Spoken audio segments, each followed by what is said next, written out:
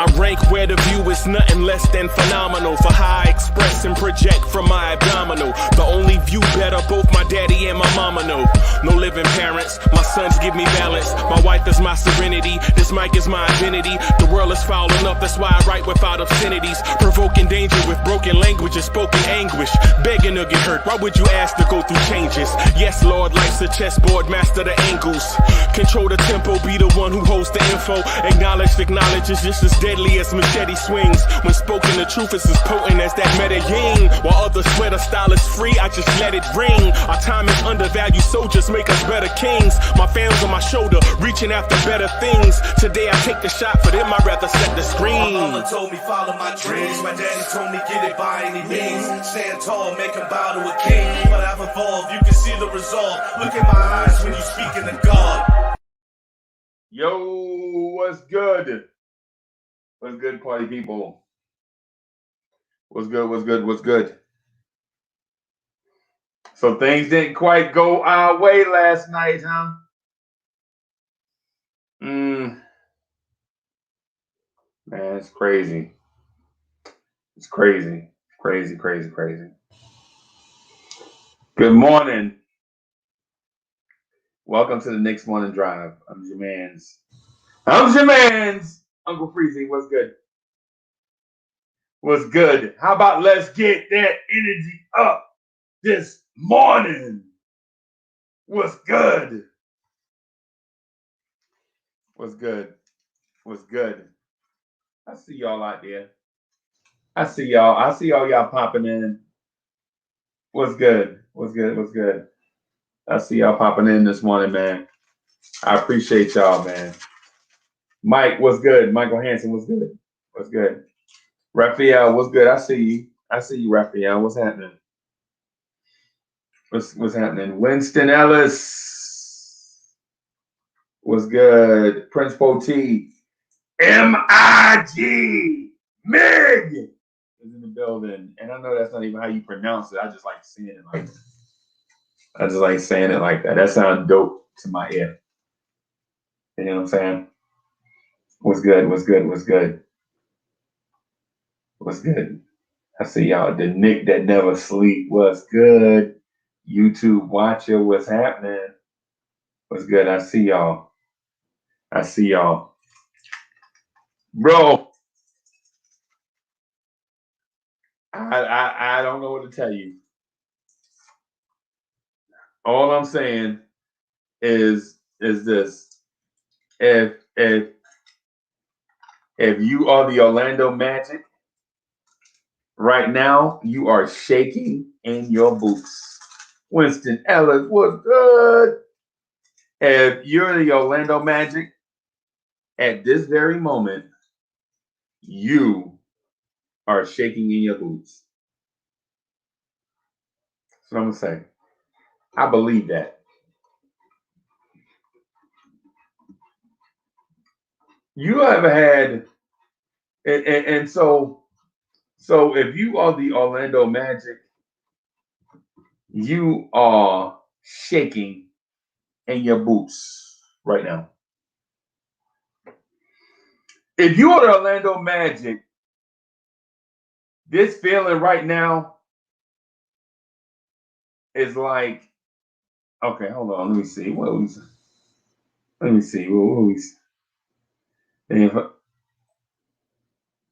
yeah, they can wear boots.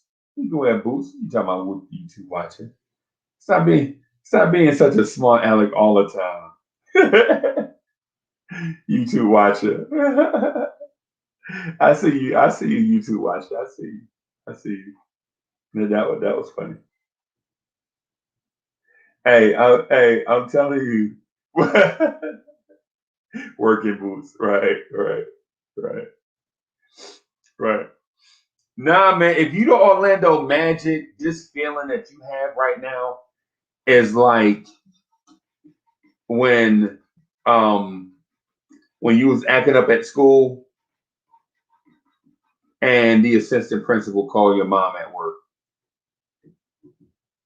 Oh yeah? Oh yeah. He was throwing chocolate pudding during lunch. Put him on the phone. Well, ma'am, we don't put him. I said put Uncle Freezy on the phone.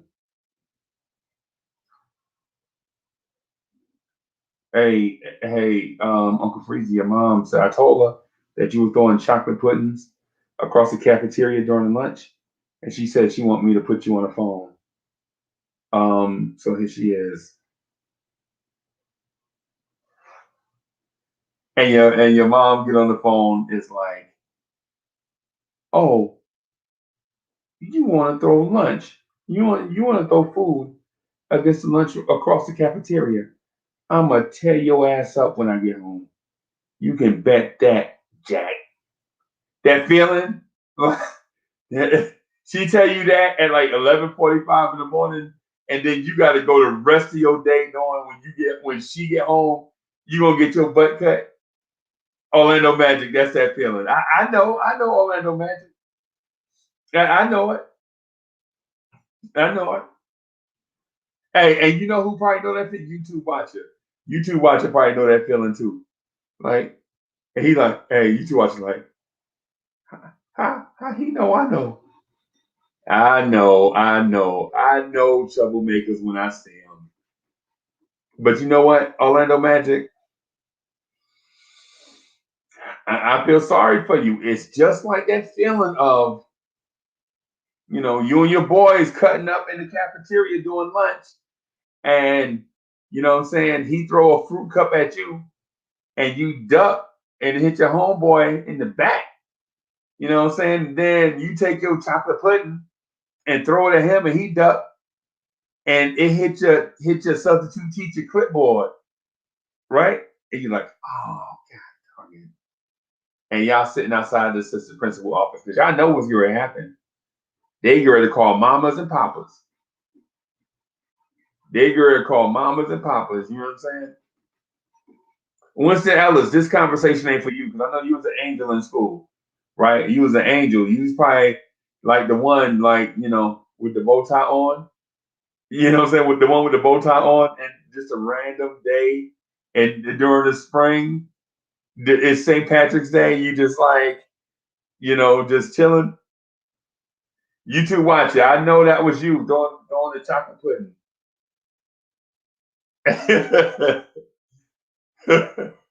You two watch it. Said the Knicks are about to make Orlando Magic happen. Oh wow. Winston Ellis says these are good losses, less than 5. I don't believe in good losses, but I understand where you're coming from. Saying happy St. Patrick's Day to those that celebrate. For those that celebrate that, right? Chop low, man. My mom came to school and with my tail in front of the class. Yes, sir. And you deserved it. Bro. Because with nobody moms was getting off from work back in those days because you couldn't hardly miss no work. You know what I'm saying? You couldn't hardly miss no work. You know what I'm saying? Yo, look who in the building. What's good? What's good? Yo, hey, come in the chat, man. Come in the video chat. I'm gonna put the link in the chat, man. Come up in the chat. Come up in the chat. Let me take this thing out of here. Come up in the chat, boss. Click the link. But yo, Orlando Magic. Y'all know what's coming. And don't act like you tough either. Don't do that. Because we owe y'all something anyway. Orlando Magic. We owe y'all something anyway. Right? Orlando Magic. It's that feeling of when you throw that chocolate pudding across the cafeteria and you get caught. Orlando Magic, with your whack arm, you trying to throw it at somebody and you mess around and hit the substitute teacher, you know they gonna tell. Because they only got substitute teachers only got 2 or 3 good outfits. They don't make teacher money. You know what I'm saying? So they straight up like he did it. And they straight up like him, it was him right there. You know what I'm saying? They don't have pride and all that stuff. They trying to make that bread. They trying to, bro. I know. I used to do that one time. I used to sell insurance and be a substitute teacher at the same time because when the insurance market would get slow, I had to pay some bills, bro. I know. I know what it was like. This story right here is like I'm telling it from my first person perspective. But anyway, Orlando Magic, you like that kid in the principal office when we put your mama on the phone. Your mama like, oh, you want to throw fruit cups around the cafeteria, huh? That's what I was giving you money for you to throw money away? I give you 85 cents every day, and you waste it on throwing chocolate pudding across the cafeteria? You wait till I get home. I'm gonna tear your ass up. And then after you leave the assistant principal office, you both go back to class, and you was a C+ student the whole year, but for that afternoon you were honor roll student. You were in the class asking questions like, "Ma'am, did you say you were there asking questions like a bug? You were there trying to be an honor roll student like a bug before you go home and get that butt cash." You was a C+ student all year until your mom busted you at school. And that afternoon, you straight up honor roll. You know what I'm saying? That ain't gonna save you though, Orlando Magic. Orlando Magic, that's not gonna save you. Right? Right? That's not gonna save you, Orlando Magic. Because the Knicks owe you something. And it's time to pay the piper. It is time to pay the piper. What's up, fam? How you doing? What's up, Unc? How you, man? Hey, I'm good, man. Let me adjust this screen here. Yo, I'm good, man. After this loss to Philly? to Philly, I'm not really mad, but I am frustrated. and It's a tough loss. Yeah, it was a tough loss. It was a tough loss. I somewhat I agree with Winston. That they are good losses, but I know what you're also saying, there's no such thing as a good loss.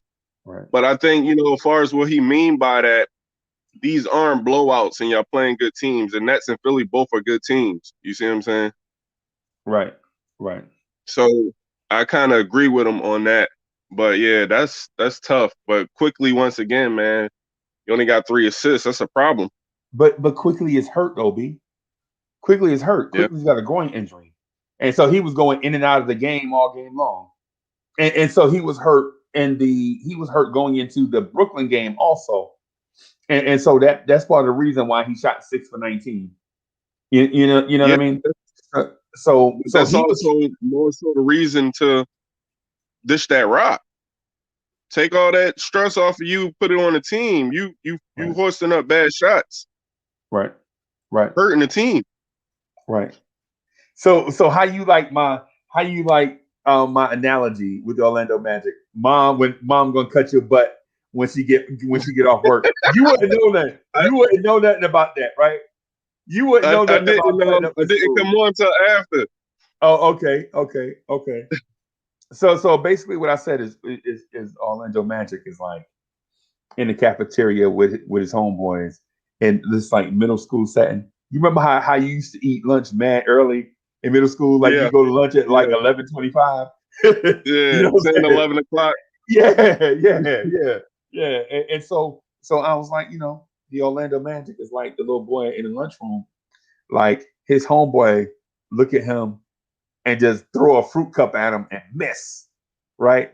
And then Orlando Magic is the one that grabbed the chocolate pudding cup and throw and miss, and it hit the substitute teacher and his clipboard. And you Oh know, man, substitute teachers are gonna snitch because they don't have money. yeah, They don't have money like they don't get paid that teacher salary. They don't have state right. benefits. You know what I'm saying? So substitute teachers straight up snitching. Like, oh, yeah, I only got one outfit, and you gonna put chocolate pudding on it? He did it.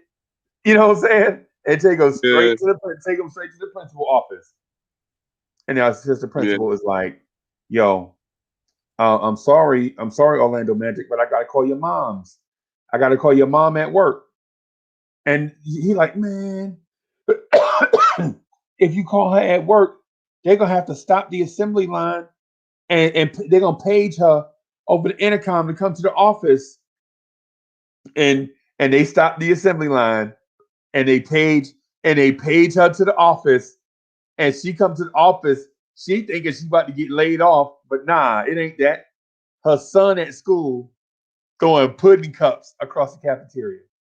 So You even know what that now means, she's scorching hot. She's like, "You made them stop the assembly line at work because your ass want to throw pudding cups? right?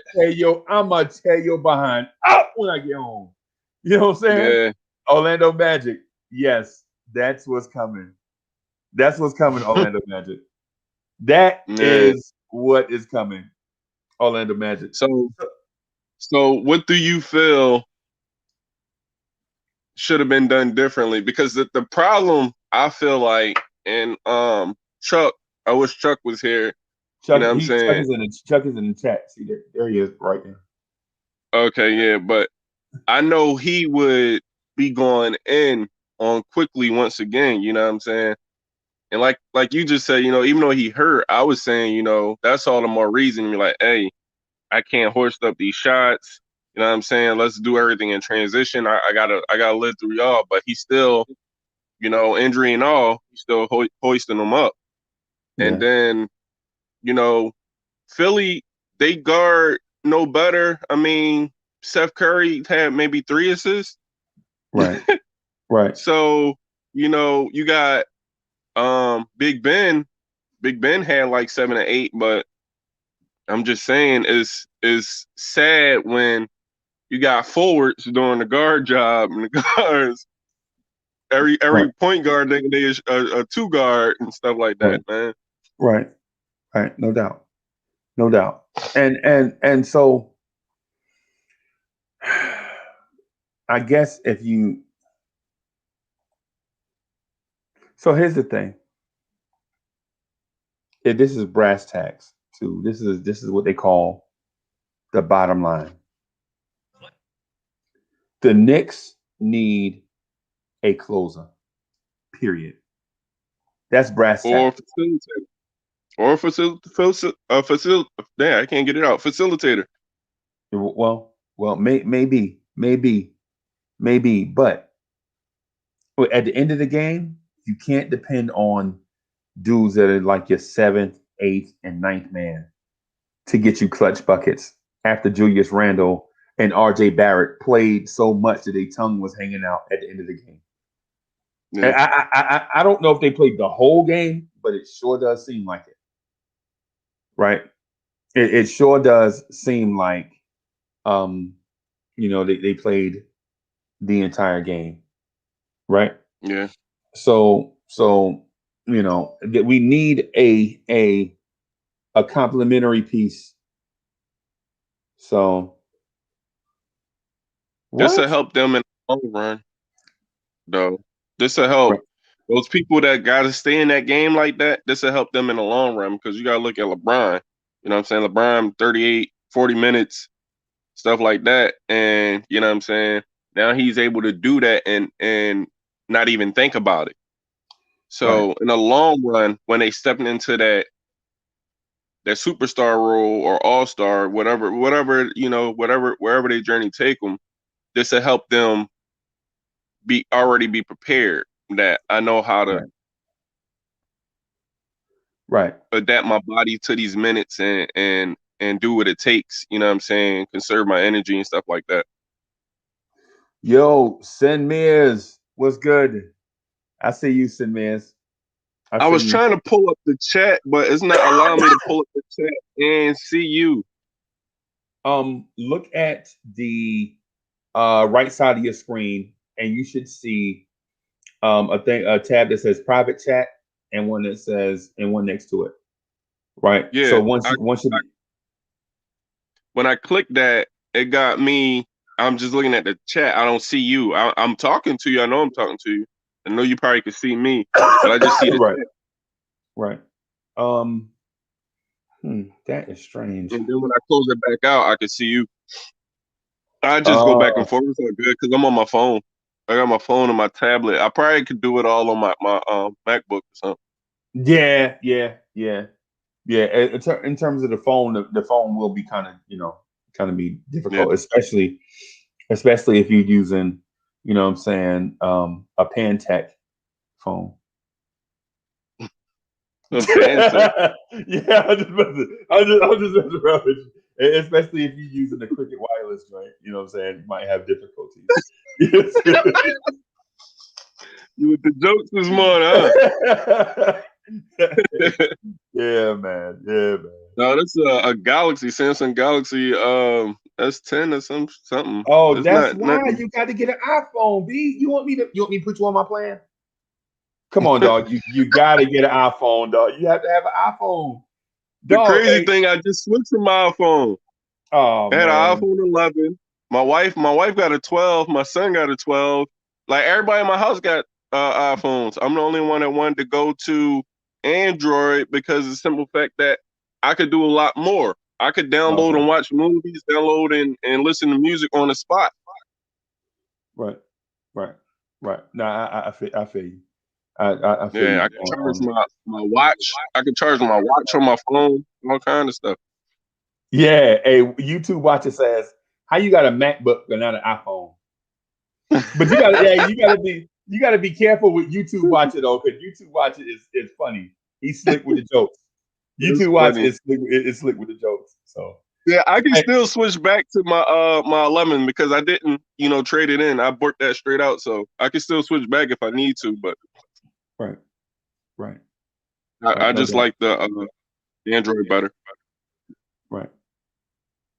So Kevin Middleton says Randall choked last night. He don't learn jumping in the air, forcing passes. RJ didn't know he was gonna pass. Shot clock was like 5 seconds. He break like six free throws in the clutch. Yeah, yeah. Hey, man, we live and learn, man. Remember, RJ is a work in progress. Yeah, So David think Parker says, I I'm think the with only both of Android user them, in my house. Also.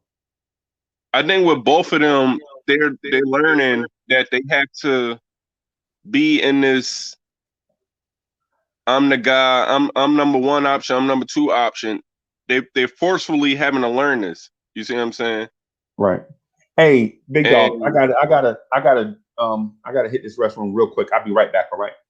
What I'm gonna yeah, ask, what I'm yeah, gonna ask, what I'm asking you to do is stay right here, read the chat, and whatever interesting is in the chat, just read it out and just yeah. and I was just already going to do that. okay, okay. I was All already right. going to do that.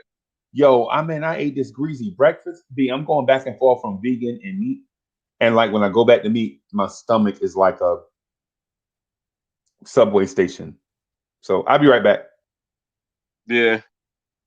So Sim Mears, I'll see your comment. I also agree with you. Right now, Randall doesn't care to lead the team. I think Randall is just going out there and he's playing ball the best way he know how. So I definitely agree with you. I think, when you say he just puts up 20, putting up 20, putting up 11, and he getting like 8 assists, he's trying to do what he can from somewhat of a second option perspective. He's not really putting on that I'm the leader of this team hat. What do everybody else think? I want to know what everybody else think. Drop something in the chat. Yeah. Yeah, Pudge, he definitely stinks defensively. scared in the clutch. No, I'm not from BMO. I'm from Philly, man. I'm down here in South Carolina, but I'm from Philly, son. But yeah, I agree. I think he has to learn that I have to be the leader of this team. I mean, he's fully capable. And if y'all saw our chat yesterday, a lot of people was saying that everybody on the team know he's the leader of the team except him. And I totally agree with that. He has to know that I have to be the leader of his team. I mean, and it's just not just what's on paper, you know what I'm saying? This year, and I told who was the guy? I was trying to tell Evergreen yesterday that um he is stepping into an all-star role. This was the best year I've seen him play in the NBA since he's been in the NBA. Best I've seen him play. But you can't be scared of those clutch moments. You can't be scared of leading the team. You can't be scared to hold other people accountable. You know what I'm saying? You got to hold your teammates accountable, especially your point guard. If your point guard shot percentage is trash, he got more shots than he got assists. I mean, even pass to assists. You know what I'm saying? If you pass it to the person and pass to the person that's going to score, those count too. But he don't even do that. So I mean, it's I see y'all with y'all Philly Colts, Philly ball, Philly Cats. Y'all a different. But yeah, man. No, Young Chris, the best rapper next to Siegel. But I told everybody on my debut yesterday, I was just guest appearing yesterday, but I enjoyed the show, so I decided to come back. I was actually watching, and then he just asked me to come on. A lot of trying to think. This new generation is just really trying to make a name for themselves, and um I think that's what Quickly is trying to do. And with initials like IQ, you would think he would bring IQ to the table, man. But I mean, I think he's just caught up in this he's in part of Generation Z. I think he just I don't know, man. I think he trying to make a name for himself, put value on himself. So if anything happened in regards to this team, he put this much value on himself. But right now he's shooting himself in his foot because he's not really adding much value to himself, which is, why I would go back, look at film, see what I did wrong. I mean, that's stuff that I actually did as a ball player, you know what I'm saying? Look at film, see what you did wrong, what you could do to fix it, reach out to your experienced teammates, even in the same position. Experienced point guard say, what do? You know what I'm saying? How you get comfortable doing this?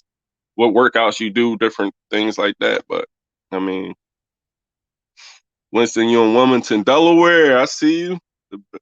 The bad little cousin of Philly. You ain't lying about that. You ain't lying about that. Randall Fool's gold. Yes. Yes, yes. Randall has to he has to assume that role now, man. I mean, you looking at your numbers this year. I mean, every night you coming out, your numbers is okay, but like you said, if you watch the game, you see you scared of defense, you scared in clutch moments. You're scared to, call people on ABS. I rather see him on the sideline, raising hell if it's not going to be a big game. But it's crazy. IQ started off playing high IQ. Once Tibbs defined his role, he ran with it. Yeah, no, I agree and I disagree. I mean, Tibbs, I don't think Tibbs did that, to be honest. And even if he did that, IQ is still, he can't make you do anything. You see what I'm saying? You're still your own man.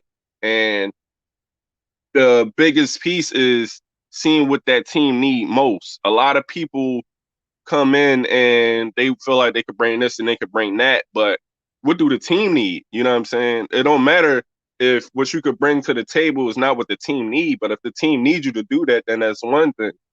But what do the team need? You see what I'm saying? What do the Knicks? What do the Knicks need from me in this position? He's not our PG. He's our scorer just because he is 6'3". PG. If you hey Kevin, I kind of could agree with that. I don't think he wants to be the point guard. 6'3" don't mean nothing. Allen Iverson was 6 foot. He really wasn't even 6 foot. He's 5'11", which is why he had those big soles that made him 6 foot. He was 5'11" 3/4. Um, I had met him the year when they had won. Well, they didn't win, but they won the Eastern Conference. But the year they went to the championship, I was a counselor at their basketball camp, and our treat was we got to have lunch and play with those players of that team and stuff. And we got all their autographs and stuff. Aaron McKee, Tim Thomas. It was a good bunch of guys. Derek Coleman. Nice group of guys, and we got to play a couple of them one-on-one. It was a fun experience, man. I actually got whooped. When I say whooped, I got whooped by Mo Cheeks. I think he was assistant coach at the time. I mean, you talking about defense, I couldn't do nothing. And I thought I was on top of my game. But yeah, that was back. I think I was about 18 or 19. But it was a fun experience, man. But yeah, 6'3" don't have nothing to do with it. But what I do ask you, Kevin, if he's supposed to be your scorer, he needs to score like one. Right now, he's not even scoring like one. He has a very high shooting percentage and a low make percentage. So that's something, him and the franchise might want to sit down. They might want to go over. I don't know whether it's going to be, assistant coaches, head coach, even general manager, but the way he's playing, he's not going to have a starting role for long. I don't think. He has to progress in one category or the other, whether it's assists or scoring. But he's not doing that. I mean, even, a 10 and 10 from a rookie is good, but he's not nowhere near that. But yeah, he definitely I think he's showing and he's proven that he's more of a shooting guard than a point guard, but he has to get the scoring down. He's not bad. I don't think he's bad. And I would love to see him progress. And I tell anybody, you can't really judge anybody off their first year. The reason why, I mean, you got some people that come in exceptionally good. And I'll say that because such as an Emmanuel Quickly, right? Yeah, like you got Ja Morant, you got Zion Williamson. You know what I'm saying? They come in, they just exceptionally good.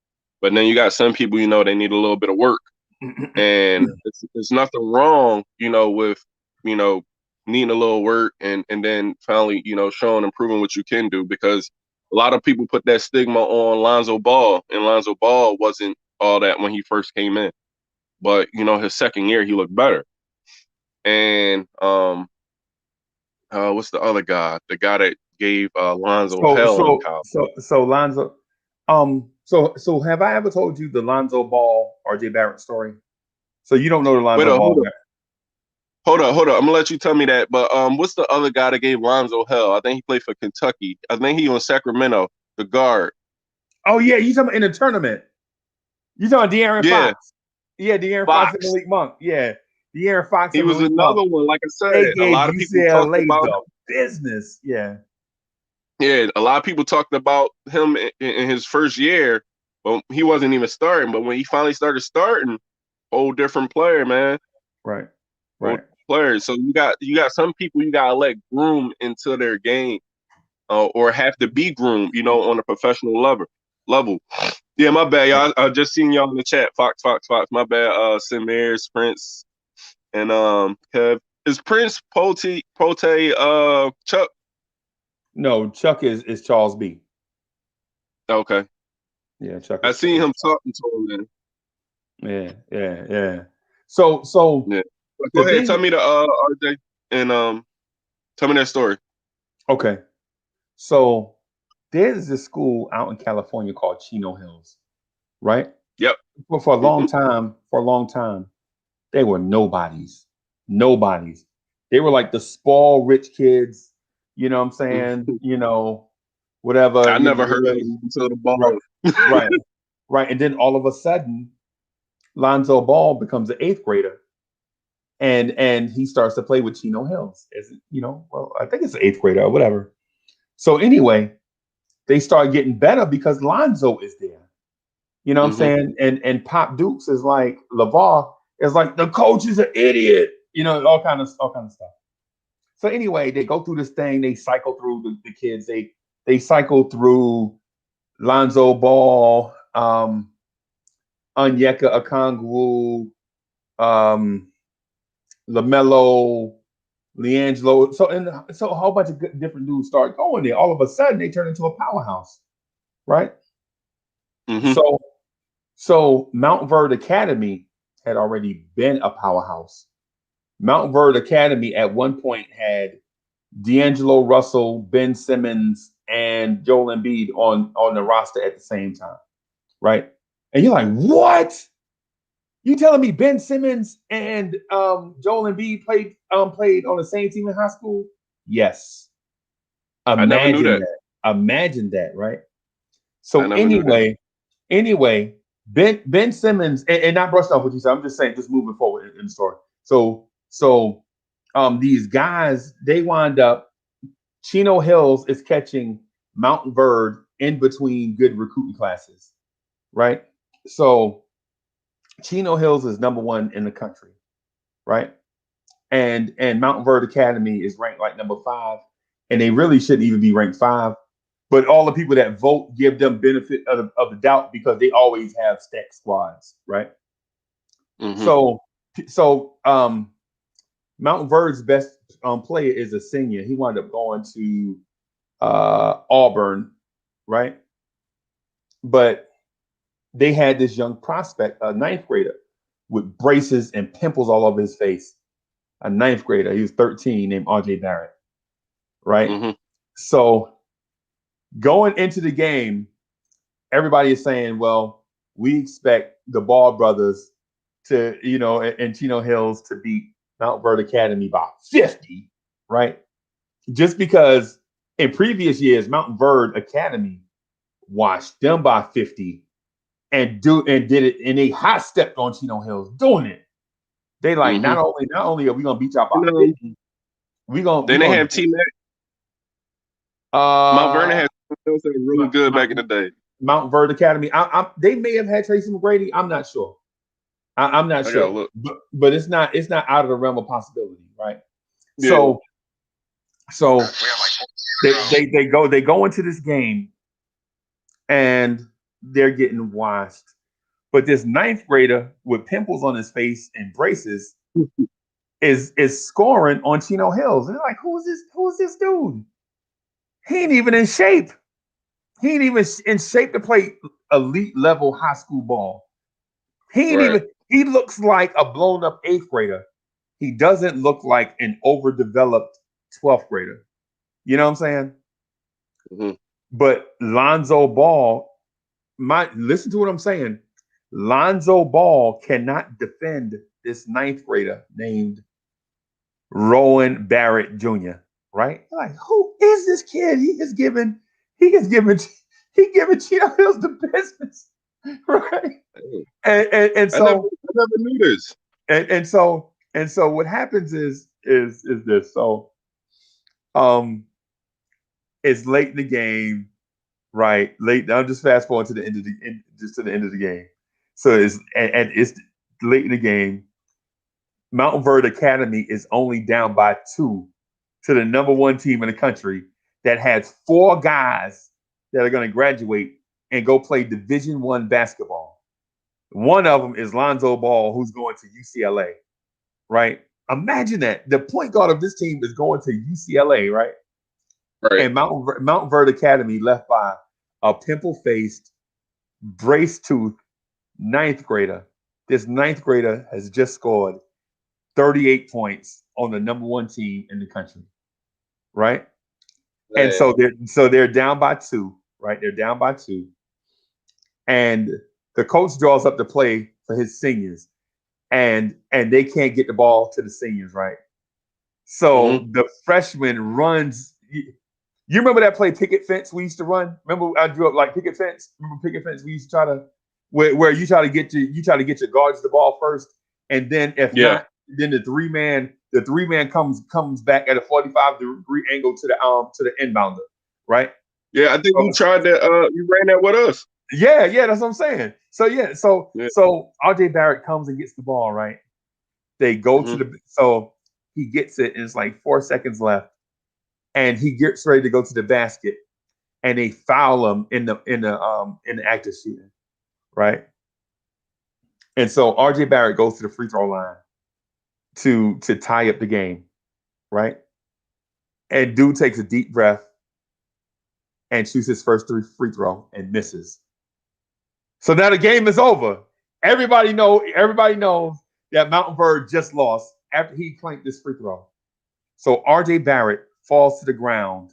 I mean, falls down on the free throw line and starts crying, like boo-hooing, like a family member passed away. Right? He Right. legit down there crying and crying and crying to the point where people are like embarrassed. They're like, "Hey man, somebody come get this kid."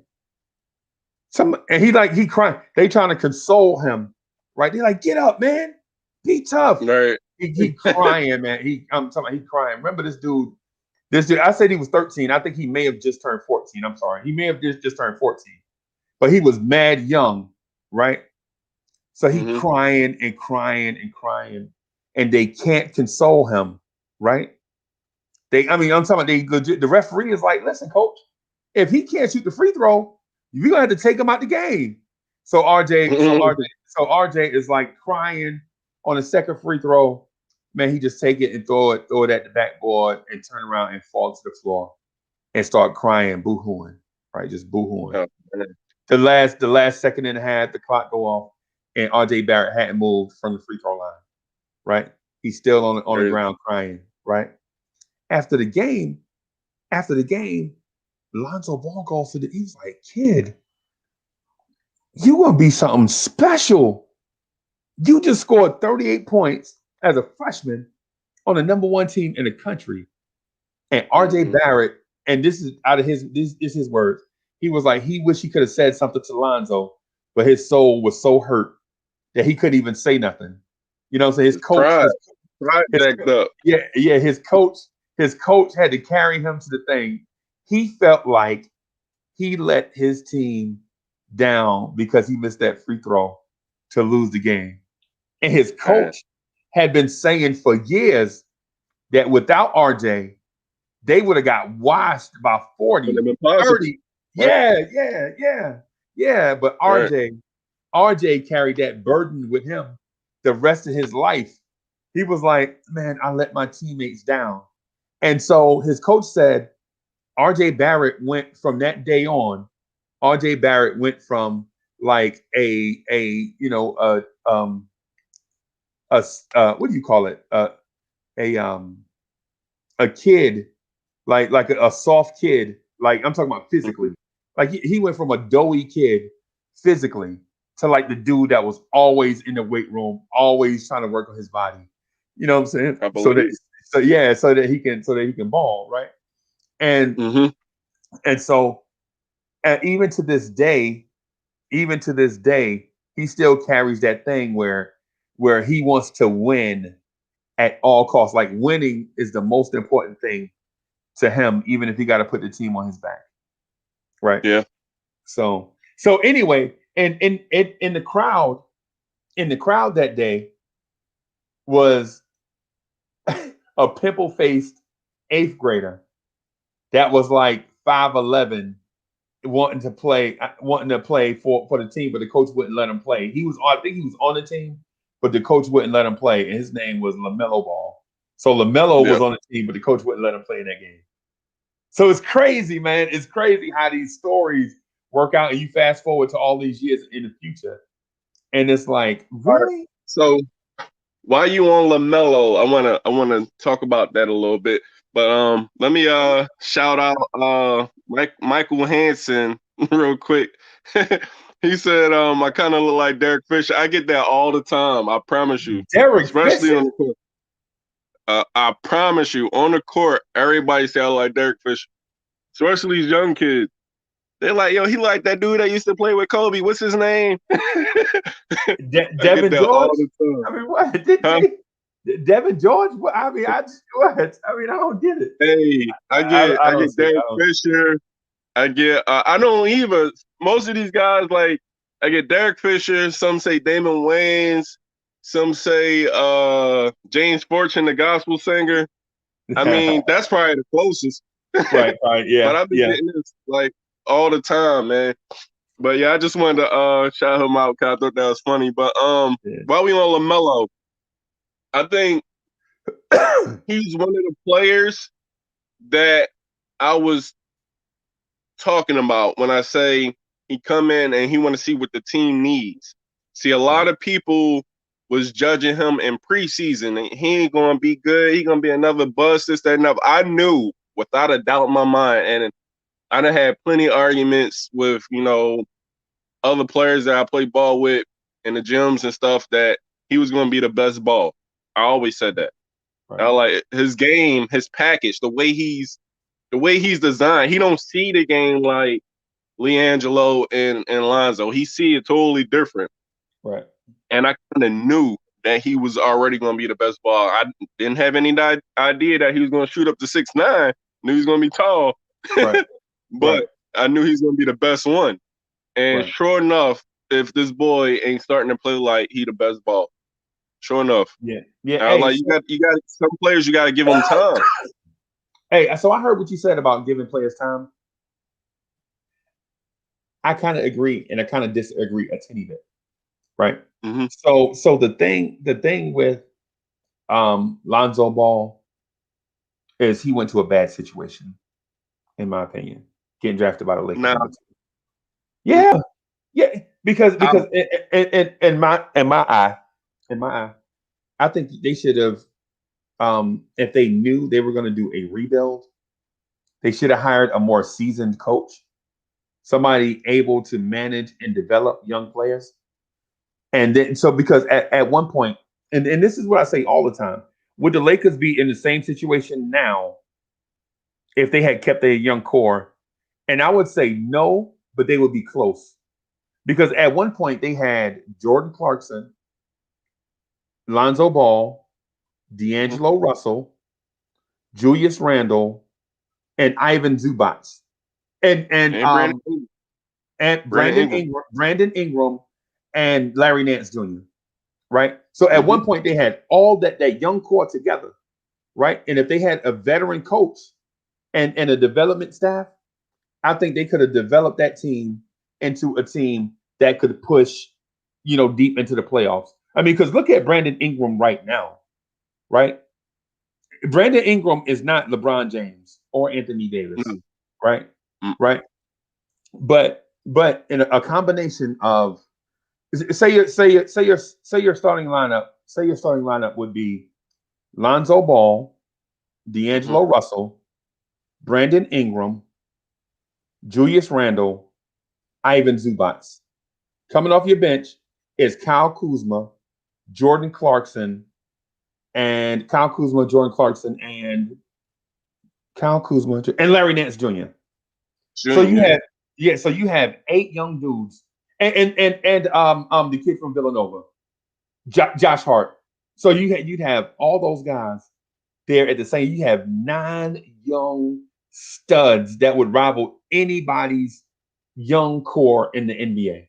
So in my opinion, what's the problem with that, though? So the problem with that is this. I think Luke Walton is not a good coach. First of all, He wasn't. I don't see him as being a good coach. But think about those 9 players think about those 9 players you guys had in a 3-year stretch.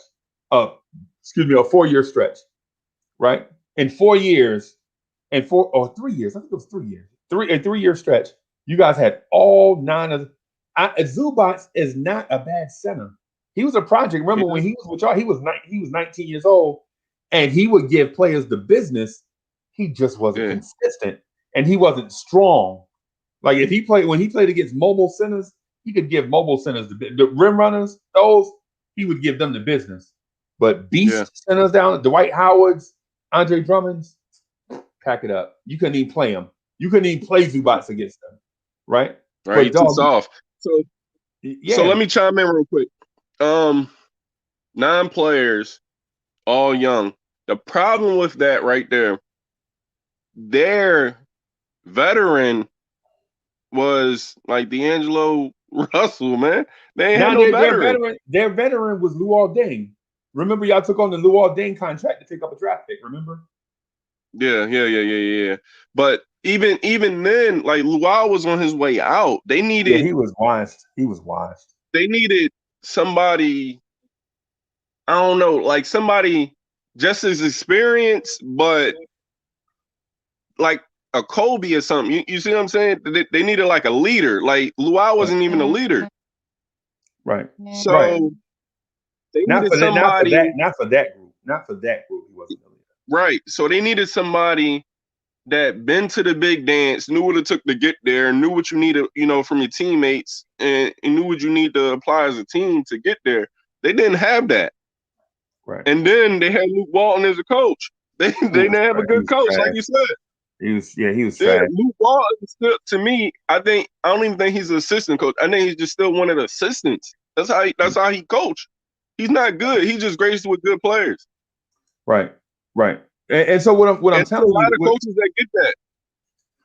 right? So, but the point I'm getting at though is the Lakers had a treasure trove of talent and draft picks They at the did. same time, right? And if you're patient, that could develop into a dynasty, right? The only thing though is there are certain franchises that don't have to be patient. Like the Boston Celtics don't have to be patient. They can rebuild in one summer. The Lakers Hey, don't have to be patient. They can rebuild in one summer. The Miami Heat, they don't have to be patient. They can rebuild in one summer, right? mm-hmm. You know what I'm saying? I, So I, because I was also going to go ahead. what I was going to say is, say for instance, the Lakers are a destination, right? Mm-hmm. So NBA stars dream about playing for the Lakers, right? Say for instance, a player wants to move, wants to do something different. He'll say, "Hey man, I'm going to the Lakers." LeBron James, for instance, says, "I'm going to the Lakers, and I'm going to find a star to come here with me." Right? Who's that star? Right? So for a long time, we thought it was going to be Kawhi Leonard. We were like LeBron James and Kawhi Leonard on the same team. It Mm-hmm. wound up being Anthony Davis. You know what I'm saying? He wanted Kawhi. Right. Yeah. Yeah. Kawhi But didn't want to go. He didn't want to but go with him, but he wanted Kawhi is a Kawhi. strange bird. Kawhi Leonard is a strange bird. You know what I'm saying? Mm-hmm. You know people like that. You know people like Kawhi Leonard. They want to do Mm-hmm. things their way or else. Yeah, Right? That's just how it is. And there's no rhyme it's or the, reason. it's the same thing with Paul George. Right. Paul George wanted to go to LA before LeBron went to LA. Right. He was traded to OKC, I OKC. think, first. Right. Yeah. OKC. So that LA dream was out until he was able to opt out. You see what I'm saying? When he was able to opt out, then he went to the Clippers because LeBron was on the Lakers. If LeBron wasn't on the Lakers, he would have went to the Lakers. I think people like him, he don't want to be second fiddle to anybody. You see what I'm saying? Right. Right. See, he knew when he was going to um OKC, he was going to be like the first option for scoring. He knew that. Right. Right. The same thing, when he was in Indiana, and then for whatever reason, like I said, when he chose the Clippers, the Clippers needed a scorer. It's all strategic moves. Right. They needed a scorer. They got Kawhi. Kawhi can score, but he's not a scorer. But now if they put, if I go here, I could fill this void. And now, Right. we got two superstars over here. Right. So I think I think LeBron going to the Lakers, I think that was strategic win-win for me, but I think it was strategic. The reason why Right. he's in Cleveland when he brought some pieces from LA to Cleveland. Yeah. So he playing chess, not checkers. You know what I'm saying? He brought Larry Nance Jr., this, that, and other. We go, all right, he trying to build up Cleveland. No, he was getting pieces out of the way. So when he make that move, we got the cap room, we got the space, me, and I could recruit somebody. And the slick thing was getting Rondo. Yeah, Right? yeah. The slick thing, because they had been enemies for their entire careers. Right? I agree. The entire, but you know, them threw me wind for up. a loop. It threw me for a loop. Yeah. And then you also, like for me, I also be thinking, why Rondo if you're going to run point anyway? It's for when he come out of the game. Right. He's smart. He's a smart dude, man. Right. No doubt. Because immediately upon signing with the Lakers, they say LeBron James is playing point guard. Remember that? Remember that LeBron James is not playing. They're like, well, what about Kyle Kuzma? And people are like, what? Are you seriously talking about what about Kyle Kuzma? And you just signed LeBron James?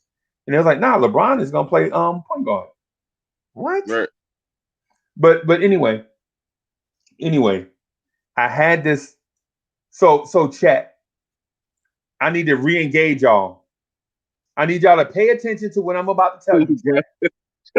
Hey, Samir said Brian killed the NBA. I want to say he didn't really kill the NBA, but he definitely woke up the players in the NBA. You think so? Yeah. I want to get to that. Them up. They getting days off. Yeah. Back in the day, there was no days off. They getting days off. They getting options. Right. I mean, I think he woke them up. Oh, no doubt. All this stuff we never heard of back in the day. Right. You had 82 games. You played 82 games unless you was injured. Right. There was no options like that. I think options came before him, but I mean, almost every contract he got an option in it. I never heard of that. Yeah, because you got to protect yourself against dumb franchises. Yeah. And it makes sense. It makes a lot of sense. I don't disagree with it. I think Draymond Green, when he said what he said about I think he was talking about the NBA as a whole, when he was talking about the franchises, and then he also was talking about Kyrie saying that he was in the right mental space. Right. I kind of agree with what he was saying on the simple fact that these franchises do put a bad stigma on players. And one of my biggest arguments for that was Rashad McCants. Rashad McCants was great. He was great. Yep. I mean, he was he I think he would have been a Hall of Famer in the making, to be honest.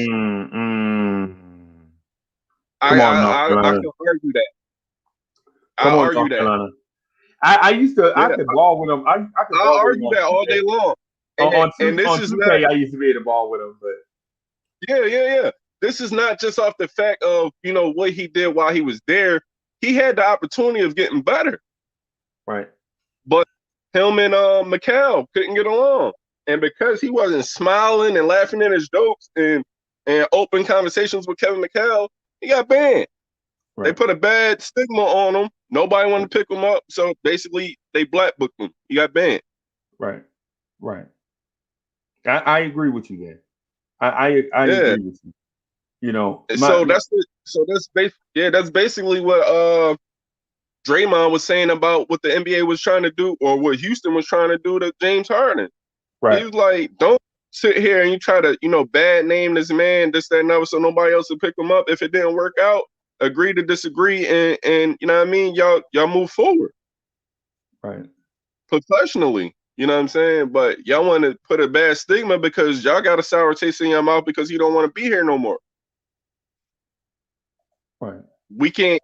And then his argument was we can't badmouth franchises. Hey man, don't go there. You know what I'm saying? Right. Because we don't have the power to control that. We got to go where the teams allow us. You know, where teams trade us, or you know where our options allow us to go. But don't badmouth us because we don't want to be here no more. I mean, we did what we could, and you know what I mean? We agreed that this is not for both of us. You know what I'm saying? Professionally. But yeah, I was like, man, that was an eye opener. Same thing about the mental breakdown. You know what I'm saying? It's a lot of stress. Nobody knows the stress these players got on them. You know what I'm saying? Because they got their personal lives, and they got the lives they got to live up to for the franchises and for the fans. Right. Well, So it's a lot of stress. a lot of stress, right? But I Yeah. have this thing. I have this thing that I want to propose to the chat, right? And Mm-hmm. I'm going to ask this because, for one, I'm sincere in asking the chat. So, chat, I need for y'all to get y'all energy up, and I need for y'all to hear me clearly, right? So, I got this thing twofold, right? Okay. So, I'm going to ask the first question to the chat, and then I'm going to ask the second question to the chat, and then maybe hopefully we can chop it up and find a definitive answer for both. So the first question is to the chat: is Julius Randle reverting back to no handle Randle? Are we getting last year? Are we starting to get last year's version of Julius Randle right now, chat? And I know y'all heard me. I know you heard me. I know you heard me. You heard what I said. You heard what I asked y'all. Is the pixie dust? Is the pixie dust wearing off of Julius Randle? Chat. Is the pixie dust wearing off of Julius Randle? Is he reverting back to the same guy he was last year? Right? Is Julius Randle reverting back to the player he was last year? And if not, if he's not reverting back, if he is no longer no handle Randle, is he as good as his contemporaries, Jason Tatum, Jaylen Browns, Brandon Ingrams, Zion Williamsons? Is he just as good or better as Pascal Siakam's? Where do you rank Julius Randle? Is he in that category just below Anthony Davis and the Greek Freak? Is Julius Randle cornerstone? Oh, so Cornerstone, what's up, baby? if your name is Frank Ntilikina, come on down. Come on down to the altar. First off, salute to the chat. Reem, it's good to see you again, bro. Good morning. Uncle Freeze, I'm treating you right now like Oprah right now. Because I have a humongous announcement. I made it last night, but you're getting the exclusive. I saw it. Did you get it? No, I didn't see your response yet, but I'm going to. Reem, you probably don't know this. Okay. I am done with Frank Ntilikina. I am done. Lord. He had 14 minutes and no points for 3 straight games. For 3 straight games, he scored 0. Hey. And then here's the thing. Reem. And 1 and 1, 1 board, 1 assist. They weren't even clunkers. They were air balls. I think he's doubting himself, though. I think he's second guessing himself now. This is the 4th year you're in the league, and you're doubting yourself. Man. What's up, Sid? How you doing? And you're doubting yourself? Are you kidding me? Are you kidding me? I'm totally done. I've defended this guy left and right. I've taken my punches. I've gotten Mike Tyson. I've gotten Sugar Ray Leonard. I've gotten Muhammad Ali. I've been hooped, led astray. All that you want to throw in there. That has happened to me. Hey, let me say something real quick. Is Kev tapped into his inner Stephen A. Smith? Hey, call us. I might as well. I'm so angry Because I defend this guy all the time. All the time. I stopped defending him a little bit because he was always getting hurt. And then when he came back, he like played with me and the other Frank Hivers. He played with us, and then he goes out for whatever in these last 3 games, 4 games probably. Come on. Kev, come on, simmer down. I'm not, no, hell no. Because this is your second time that you double back on Frank. I'm not going to allow it again, Kev. Wait, Sin. Time, and I'm not going to allow it again. Sin. Let me ask you this. If you're going to be on this side of the gate, I'm going to need you to stay on this side of the gate. Because it's I am done. I am done. As much as I am done. I accept your resignation. I am done. But I need to be known. You return to Jersey now? Say again? You return to Jersey now? Never had it. Hey, so I was contemplating. Hey, listen. Hey, Ring. I always go to Orlando all the time. That's like my second home. I always go down there, and I'm always repping my Knicks. I represent it when I go to like a lot of the theme parks down there. I go to Universal. I went to Universal. Yeah. I was wearing my KP jersey. Wow. I was wearing my KP jersey. Wow. And that was the same year where he was like, peace 2 fingers to us. He didn't want to be with us anymore. Wow. I buried that jersey in my backyard. That's how I feel about Ntilikina right now. Why? I want to bury him. Why? Because he missed 2 or 3 shots. That's why. You are a professional basketball player. One of the obvious things that you have to do is put the ball in the hoop. Okay, so Elk doesn't do it in his 8th year, but at least. What? Oh, man. Hey, so I want to just say something real quick about Frank Ntilikina, right? So we look at Frank Ntilikina like he's a cubic zirconia, right? In the right light, he's a diamond, right? There ain't no diamond. There's no diamond. There's no diamond, right? But in all other light, he's a fake stone. Like he's a heartbreaker. Like sometimes he's Fugazi. He's Fugazi. Hey, remember Tim Thomas called Kenya Martin that he's Fugazi, which he really wasn't. You remember that, Ray? Yeah. Oh my God. He got me heated, man. He got me heated. Hey, y'all. Look at the chat. The chat. I think the chat hit the nail on the head. The chat saying that basically we're expecting something of Frank that's not there. Frank is a defensive player. He's not really a scoring player. He's not an offensive player. Right. And I kind of agree with the chat on that because he do show up defensively. He do make those switches. He do contain his player most times. But I just think offensively, we want something that's not there. It's the same thing with Ben Simmons. We wanted something from Ben Simmons. Yeah, but Ben Simmons got that damn moxie, man. Ben Simmons got that moxie. He got that moxie. Where he can get away. He coming out of the shell this year. Yeah, where he can get away with, And Simmons is 6'11", bro. At a point, like he runs to the hoop and puts it in. That's it, bro. Yeah.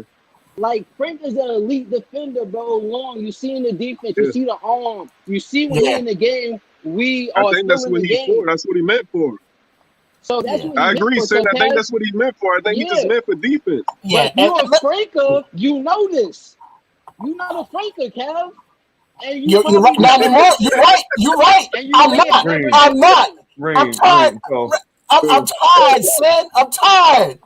So Reem, this is what happened. So I have 2 shows, right? So in the morning, I do the Knicks morning drive, and it always gets hijacked by talking about Frank Ntilikina.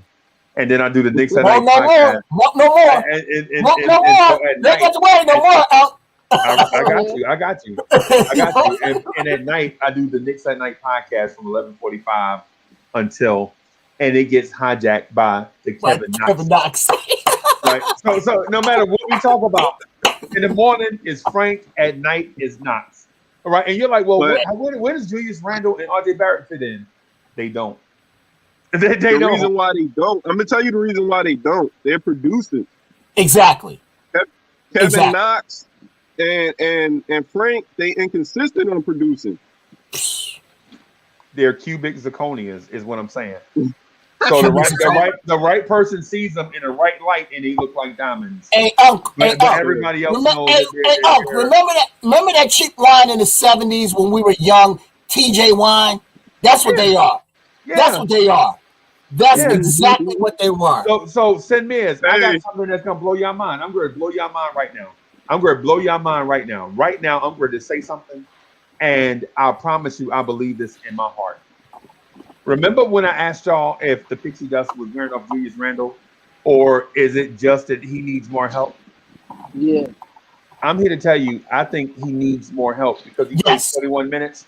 Yeah. I don't think there's a pixie dust issue, right? Nope. So, and remember, I said, what tier of player should you put Julius Randle on? Chat, Chris Chang, just agree with me. I'm about to say something, and you might not disagree, Chris Chang. Just agree with me because I'm going to need some help because the chat is going to jump all over me. I think Julius Randle is better than Pascal Siakam and Jason Tatum. Let me put this on your mind. Better than Jeff Green. Or Hey, Sam, that's a good one, Sam. So That's a good one. So chat. That's a good one. Chat. Hey, I was with you till you said Jason Tatum, bro. Did y'all hear me? Yeah. Y'all don't hear me? I was with you till you said Jason Tatum. Hey, Julius Randle that's just this year. That's just this year I can see that for Siakam. I'm talking about overall. Julius Randle is better than Pascal Siakam, Brandon Ingram, and Jason Tatum. Brandon Ingram? Brandon Ingram, bro. Hey, Reem, honestly, if you're a Toronto fan, you got to be real disappointed with Siakam. You really do. Yeah, that's Chris why I said. Chang, That's why I said this year. If you heard me, I said this year I can see that. Yeah. Chris Chang, Siakam when they won a chip, I don't see it. Right. Right. Yeah, I don't know what happened. But I don't know. This year, Siakam, I can see that. But the other two, I don't see it. I don't. Did he get his pay? Did he get his payday? Did Siakam get his payday? Yes, he did. Yeah. I think once you get that money, it's like some players. Y'all don't hear me. Y'all don't hear me though. I said Julius Randle is better than Jason Tatum and Brandon Ingram. And I said it definitive. Let me ask you why. Well, I don't know. I don't know about the Tatum one. I don't know. Tatum you're right, but you don't know because you're a Knicks fan. As Knicks fans, we always say the other team's player is better than our player. We always say that. Well, look at last night. Randall was going toe to toe. Like I got argued by Josh, Uncle Fulio. He was going toe to toe with Harris. Harris would do something. He said, "Oh, I can do it better." Harris would do something again. "Oh, I can do it better." And who won the battle? Harris. Yeah, exactly. And why did we look better doing it? Yeah, and why did we? Go ahead, man. Another thing, though, when you saying that he's better than Tatum, Tatum finishes games. He closes. Better than Tatum. He closes. He can be better if he don't close. How are you gonna be better if he can't close? See, I lay these traps out here, right? And not only do y'all fall in the trap, y'all eat a sandwich and lay down in the trap that I said to y'all. I just said the trap. You in your own trap. No. So here's the thing. Here's the thing for you and Cornerstone. Yes, I set the trap and y'all just fall into the trap. Not only do y'all go in the trap, y'all legit eat a sandwich and fall asleep in the trap. I ain't even gotta do nothing else. So even the chat saying the same thing. The chat saying he got that splash. I don't know. Oh, okay. So here's the difference between what Julius Randle does and what Jason Tatum does. Right. So I'm gonna ask you this. Right. I'm gonna pull up a Who did comparison while you do that. right? And I'm gonna draw a comparison. Right. Jason Tatum to me is on the verge of being an elite defender. Right. And scorer. We know he's an elite scorer. Right. Mm-hmm. But he's on the verge of becoming an elite defender. Right now, he's a good defender. Right. But if Jason Tatum, if his shot is off, you know what Brad Stevens will do? Brad Stevens will take Jason Tatum off the other team's best player and let Jaylen Brown defend that person, or Marcus Smart defend that person, right? When Julius Randle's shot is not going, you know what they ask Julius Randle to do? Facilitate offense, be the leading rebounder. So you got to facilitate the offense, you got to lead the team in assists, you got to lead the team in rebounds, and you got to lead the team in scoring, right? So on offense, Julius Randle has to carry the complete workload, right? Jason Tatum, if his shot's not going, guess what? Hey man, come off Giannis for a little while, man. Let Jaylen Brown defend the other team's best wing player, right? Let Marcus Smart defend the other team's best wing player, and then what I'll do is I'll draw you up some plays so you can get some open looks, right?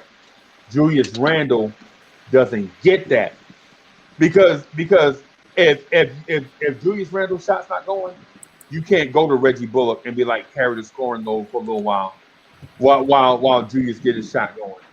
You know what I mean? And so the same thing it's the same thing for other players like Giannis. Like if Giannis's shot is not going, they'll say, hey Giannis, look, come off the other team's best offensive scorer, or lock down on D and rebound, and we'll let Chris Middleton do the scoring for you. Julius Randle, until RJ Barrett right here recently, didn't have that. When Brandon Ingram's shot is not going, they'll say, hey Brandon, listen, let's let Zion score some until your shots start going. Julius Randle can't depend on Frank Ntilikina to do that. Sure right? can't. Sure can't. So let me tell you why you set that trap for yourself. Let me tell you why you set that trap for yourself. Before Julius Randle was a Knick, this wasn't a conversation. Julius Randle been in the league, but before he was a Knick, this wasn't a conversation. If you look at the numbers, Julius Randle's got at least 2 or 3 years on Jason Tatum. Why they average the same amount of points? Okay. 20.5 and 20.2. Okay. Another thing. Tatum who's Julius Randle's? Can you name Julius Randle's coaches? Huh? Can you name Julius Randle's coaches before that?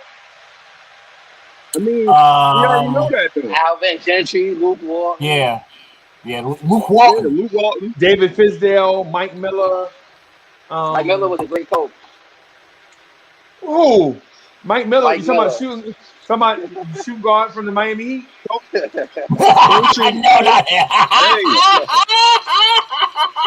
Hey, let me say this. Coaching only got a little bit to do with that. The reason why I say that, how many bad coaches LeBron had? Did his game change? Hey, so we don't do that. So Reem won't do that. We don't use outliers. You can't use the perfect example. You can't use the perfect example and think it's a standard. Because LeBron James is not a standard. Because if LeBron James is the standard, who can be better than LeBron? It's tough. That's like saying Michael Jordan. Michael Jordan played for Doug Collins. Oh, okay, he did play for Doug Collins, but who's better than Michael Jordan? This is a great question by Winston. He asked you, what if the roles were reversed? Tatum was on the Knicks team. And Julius Randle was being coached by Brad Stevens? Yeah, Pud. If the shoe was on the other foot, if Julius Randle was being coached by Brad Stevens from day one? No. I mean, if Yeah. If Randall was on there and Tatum was with us, Right. I do you one better. I don't think Jason I do you one Tatum. better than that. I don't think Jason Tatum develops into Jason Tatum if we drafted him. exactly. All right, I do you one better than that. And this is piggybacking off of Wick. What can you make the same comparison with Jason Tatum last year? I mean, not Jason Tatum. Julius Randle played for the Knicks last year. Hey, I'm gonna try something real quick. Let me see. Say that again. Oh, there you go. All right, comparing Julius Randle to Tatum last year. Okay. So comparing Julius Randle to Tatum last year? Yeah. Yeah. Do you still feel the same way? Yes. This is the best, and you agree with me yesterday. This is the best we've seen Julius Randle play in the league. Yeah. He's an all-star. No. What I'm saying is this.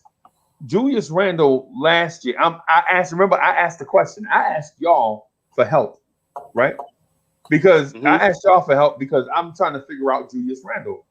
I'm trying to figure out if the pixie dust is wearing off of Julius Randle and he's going to revert back to no handle Randle, or if he just is getting tired and needs help.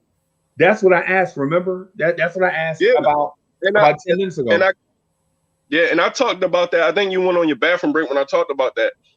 I think Julius Randle have to learn to accept this role that he's going to be the leader of the team. He's not accepting the role.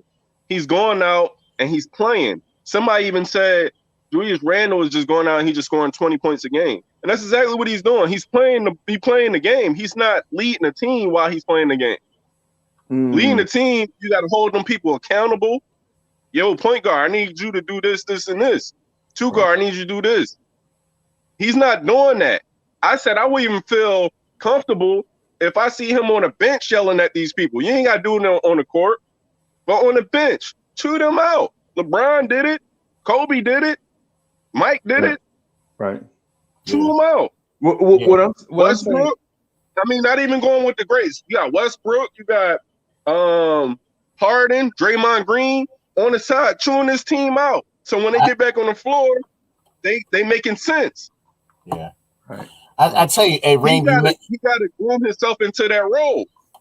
Reem, you mentioned that's what he is.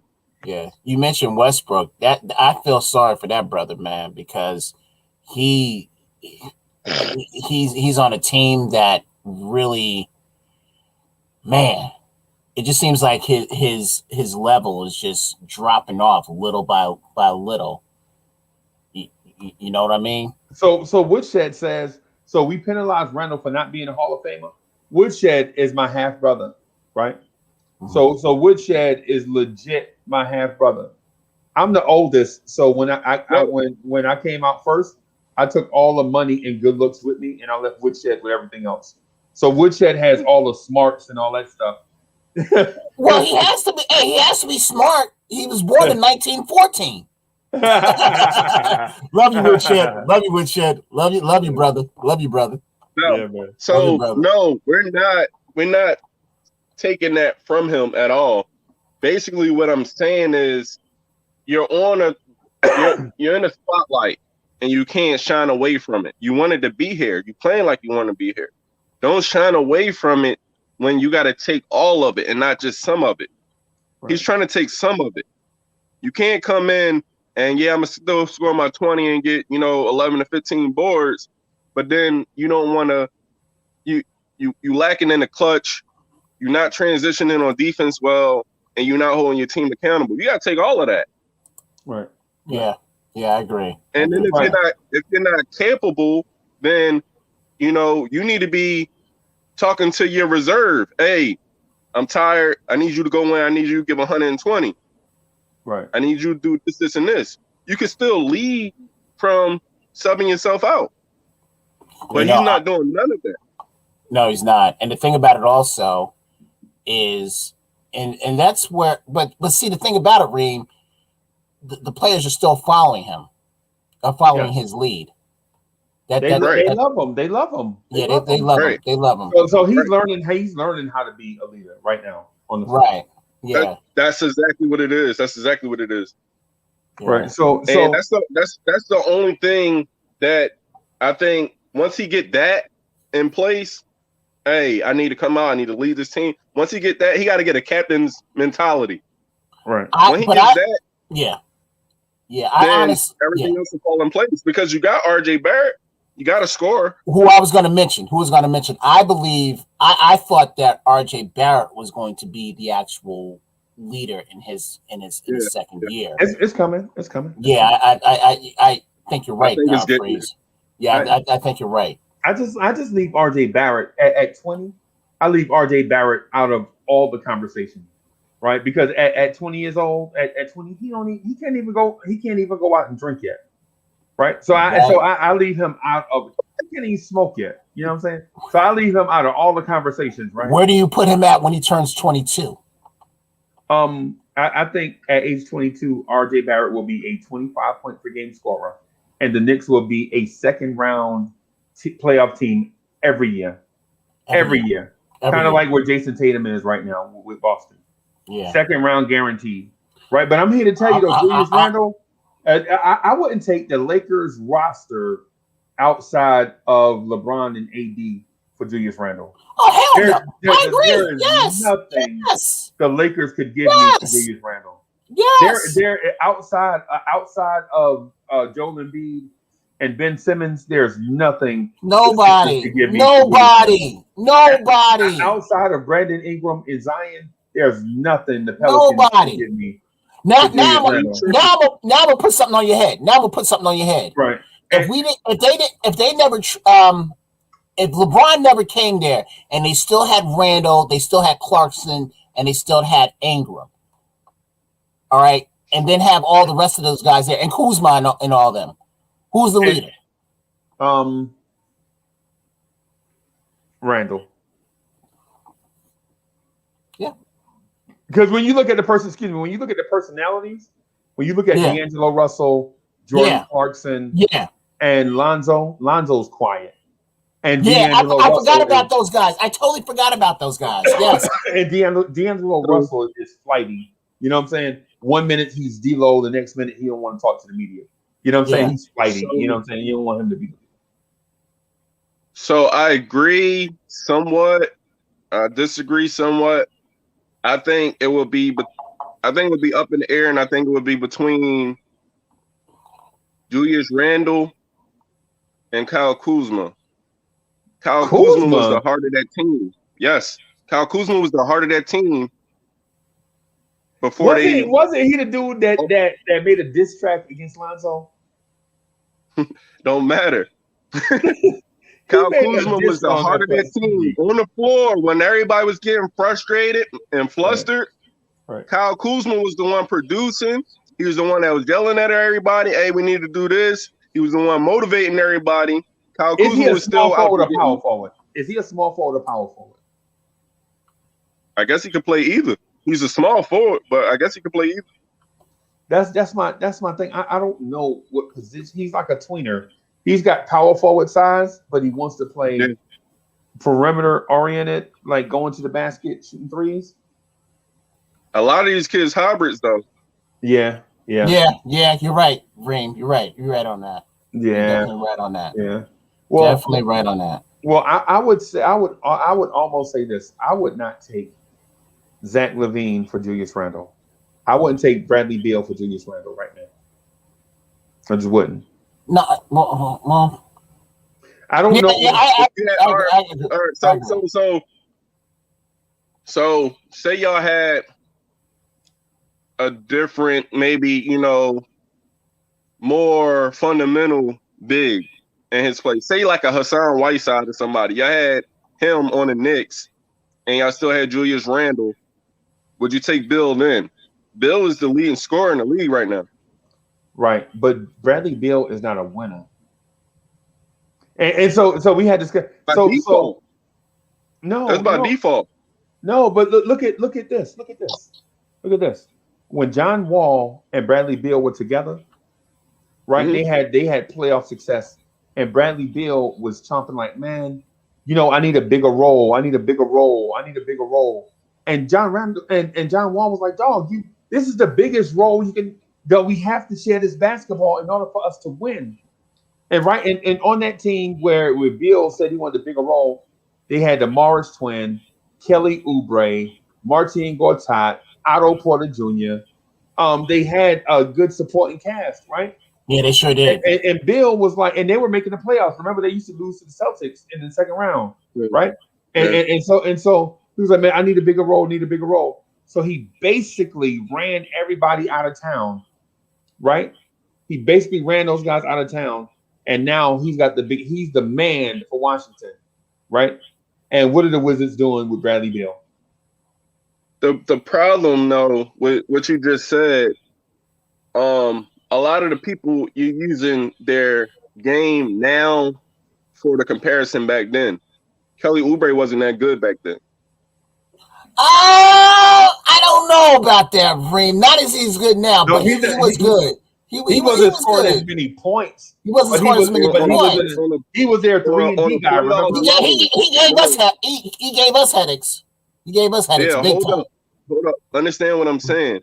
Okay. This is not season. This is postseason. This is playoffs. Oh, okay. My bad. I see what you're saying. Kelly Oubre was not showing up like that. Right. On a playoff level is what I'm going by. Okay. They kept hurting him. You remember the Kelly Olynyk flagrant? If it wasn't for the Kelly Olynyk flagrant foul against Kelly Oubre, hurting Oubre in the playoffs, Oubre was just about to explode. But listen. Washington's strongest line of defense and offense was their backcourt. They were weak in the middle. Right. See what I'm saying?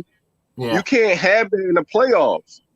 Everybody come with a strong roster in the playoffs. Even people that get hurt, I'm not coming back to the playoffs. So we'll be strong, and I won't risk being out before the playoffs. Right. Now the East is everybody knew the East back then was a little weaker than the West, but nonetheless, when they run into Boston got a bench. Right. They got a starting five in the bench. You see what I'm saying? Right. The Sixers, they have, somewhat of a decent, a decent 6 or 7 players that you got to get through. Right. And these is not teams, you could just push over. Yeah, they could get past that first round, but that second round, whole different ball game. But the thing that I was saying, Bradley Beal, even back then, John Wall was in and out of getting hurt. John Wall almost stayed hurt once a year, every year at that time. Bradley Beal was showing up, putting up, and he's showing that he's fully capable of putting up the points needed right now. I think he's 30 plus, and he averaging 30 plus right now. I think any team that he go to right now, he definitely bringing a strong offensive presence for them. Right. So facilitating and shooting, I'll give you that. Right. Which is why I said if y'all had another, just a good backup big, would you trade Julius Randle for him at that time and point? That would make more sense if the big was sufficing. You see what I'm saying? Right. But if the big not, sufficing, then it would be a bad trade. But he definitely putting the numbers up. But he can close, but he just haven't got no team. He don't have a team right now. Right. That's what scorers say when they are eating and they don't want to share the ball. That's what scorers say all the time. When they eating and they looking all world, that's what they say. Man, I need some help. Dog. Right. Share the basketball, man. Come on. Do you have to score 34? Can you score 31? Would it? I'm gonna ask him, Pudge. Right. So in the chat, Pudge said, Pudge said he would trade Julius Randle for Cat. Would you make that trade? No. Oh no. No. And so the thing is Karl Anthony Towns is a unicorn, right? A dude that's 7 foot tall. See, Karl Anthony Towns is the greatest shooter of all time for dudes 7 foot tall, right? He's the No. greatest shooter. That's a fact. That's a fact. That's statistically, yes. It's not. Listen. Hear me out. So Dirk didn't play center. Dirk Nowitzki didn't play center. Dirk played both. He played both. No. Yeah, he did. Dirk Nowitzki yeah, he did. No, Dirk played both. The year they won the championship, he played center. No, that was Tyson Chandler. That was Tyson Chandler. That was Tyson Chandler. Trust me. Yeah, it did. He did Tyson. My bad. Yes. But he did play both. He played both. Yeah, right. Yeah, he played center like I played center. Right. Now, he played both. But listen, hear me out. Okay. For dudes that play the majority of their time at center, Karl Anthony Towns is the greatest shooter statistically. Like for instance, no center. And Cat a power forward / center too. But the ring, hear me out. Let me get to this point first, and then we. So Cat statistically is the greatest 3-point shooter of all time for full-time centers, right? Mm-hmm. And he's mobile. The price we would have to pay to get Cat would mean we'd have to give up RJ. We'd have to give up Obi. We'd have to give up Julius. We have to give up 3 first-round picks, right? At least. No, yes. I don't think. I don't think that. I mean, the RJ probably the RJ one, yes, but I don't think you have to throw Randall in there. I say RJ and another one, but that's it, bro. You ain't got to give up much for Cat. Yeah, his volume not as high. It's not as high after those injuries. Yeah, and here's the thing, Freeze. Here's the thing. I think RJ is going to have a better career than Cat. I think he is. It's possible. Because number one, he's not injury prone. Right. Yeah. We knocking on wood. That's a big thing. You know. Hey, and so I heard it. Hey, so this dude that worked with us, this dude that be around us, right? Every time we say something crazy like that, he sings like this verse from the Stevie Wonder song that you may have heard of called "Superstitious." You ever heard of this song, "Superstitious"? Yeah. Oh, of course, yes. Writings on the wall. Writings on the wall. Yes. Be like, devil's got to fall. I played the number today. Yep. Things you don't understand that make you suffer. Is that I forget how that when you believe in things that you can't understand. Yeah, man. Yeah. So the thing is with Julius Randle in a Julius Randle for Cat deal. I'm not trading. I don't want Cat that bad. No. Right. You know what I mean? Because what you don't realize, Reem, is we have a young center that set the NBA field goal percentage record last year. And if we can keep him healthy, if we can keep him healthy. I agree with you. I'm not disagreeing with you. I was just saying what Pudge said in the chat. Yeah. So I would say you got to trade up, not trade down. That would be a trade down right now. So here was a topic yesterday, Freeze. Here's a topic yesterday. Since we're so high on Mitch, and I consider him one of our quote unquote cornerstones. That's why we call you Cornerstone. Yes. We had a discussion on. Now you heard the reports that we were looking at Andre Drummond and Miles Turner. Now, do you think Miles Turner is better than Mitchell Robinson? Right now, yes. Would you do the trade? If it was straight up, would you do the trade? Yes. Goodbye, really? Mitch. Really? Yes. I would drive this to Indiana. Is that right? Yes. Okay. I would drive Mr. I tell Miss Mocha, I'll be back in a couple of days. I'm going to drive this former Knicks. Yeah. Robinson. Yeah. And that's the problem that I have with Mitchell Robinson. Definitely. He shows no offensive. I agree.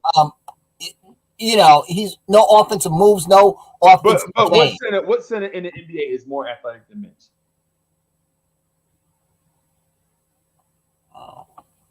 The only one that comes to mind is James Wiseman.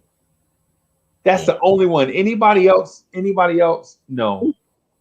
Cat is not more athletic. No. He can't. Cat can't stay healthy. I say we leaving out AD. I say if AD healthy, then yeah, I think he is. I think he's a power forward though. Yeah, I think he's a power forward. I know he plays a lot of center for the Lakers. Yeah, he plays a lot of center for the Lakers. Yeah.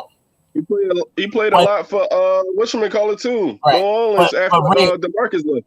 Right, but Reem, I'm gonna tell you, I think the one thing that the Lakers had going for them when they won their championship last year was they had Dwight Howard and they had JaVale McGee to fill in that center spot. Yeah.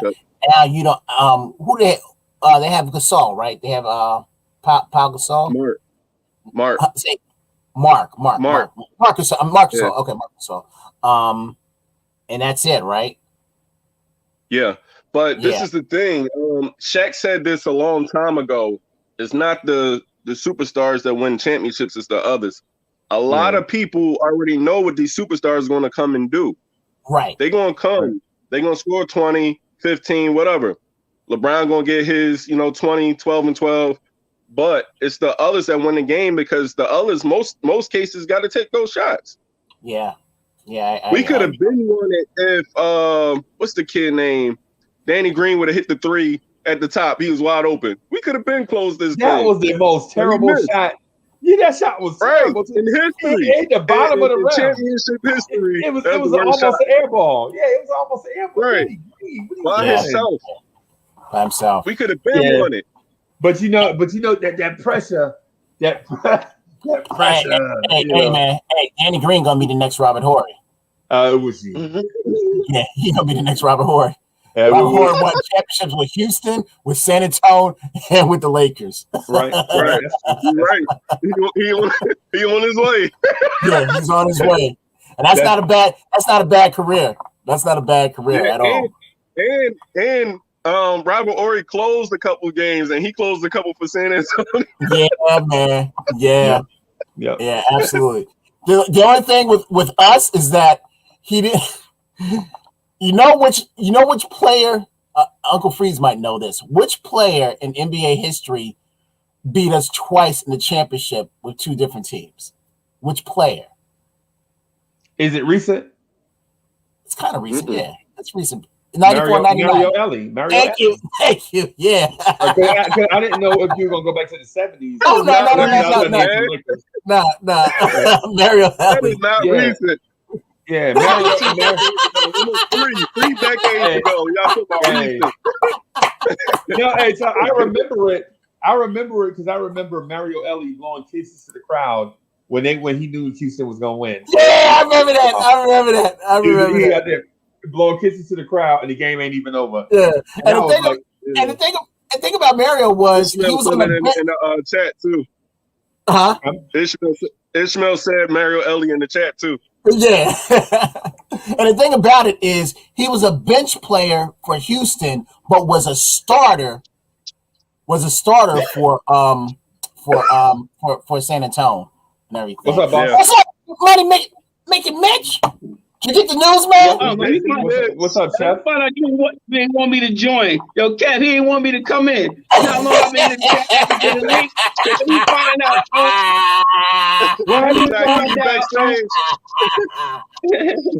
Hey, so did you hear my news, Mitch? I'm making Mitch. You hear my news? Did you hear my news? Nah, I just got in. I put Frank Ntilikina on a Tomcat to get him out of here. Not on the runway. I put him on a Tomcat to get him out of here. Yeah. I put him on a Tom. And what's a Tomcat? Everybody saw Top Gun, right? One cat. No more two. No more. Get out of man, here. Please, man. Chop the fingers off. Chop the chain. Yo, the one is going like this. Look, Cat. The one's going. It's gone. It's gone. We got fists now. That's it. It's gone. So LT, what we gonna call? We gotta call you Money Maker Mitch now. We can't call you LT. Yeah, I got a few more days before he come back, and that's when I give it the name. A few more days, baby. Yeah, my boy. Yo, so when he comes back, huh? Yeah. So I have to ask you. So we've been having a discussion. The talk has been about Randall. No, but I got to ask him because he's Mitch's fan as well. Who do you like better, Mitch or Turner? Miles Turner. Probably Miles Turner. Only reason I go with Miles Turner, only because I go with Miles Turner is because, see, I try to tell everybody what Mitch, if you could give me somebody like what Mitch does with a little bit more offensive game, I'm going to take that. And that's what Miles Turner does. Because he can move. Yeah, he can move the same way Mitch can move. You see what I'm saying? He could guard the same way Mitch can guard. I don't know. You think Mitch is faster? No, I think Mitch is more athletic. Somebody in the chat said the only person more athletic than Mitch is Jackson Hayes, the center from New Orleans. Mm-hmm. But I just think Mitch has a nasty to him. He does. You just can't. It's like, what if, like I'll ask Reem. So Reem, what if JaVale McGee had some nasty to him? You remember how athletic JaVale McGee used to be? Like when he played for the Wizards? Here you go, Chris Chang. Yeah. Chris wanted me to put him up one more time. That's it. Yeah, man. Yeah. So let me ask you this, because I've been a little bit pissed off the last 2 days. Who you telling? Who you telling? Especially last night. This person right here, he shot air balls. Air balls. 3 games. 3 games. He shot air balls. Let me ask. Hey, Money Mitch. I'm not talking about Obi Toppin either. Now, I'm going. Let me ask y'all this, right? Okay. Hold on. I got an oven going on. Hold on.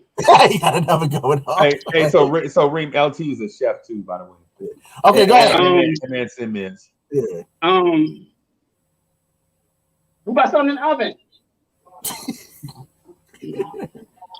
You can tell he in Atlanta, boy. Them New York cats go down to Atlanta. They be like, yeah, man. I'm the boss. I'm the boss. Yes. Hey, look. You don't see those? Stripes. I earned those stripes, baby. Right. I earned those. Right. Salute, my brother.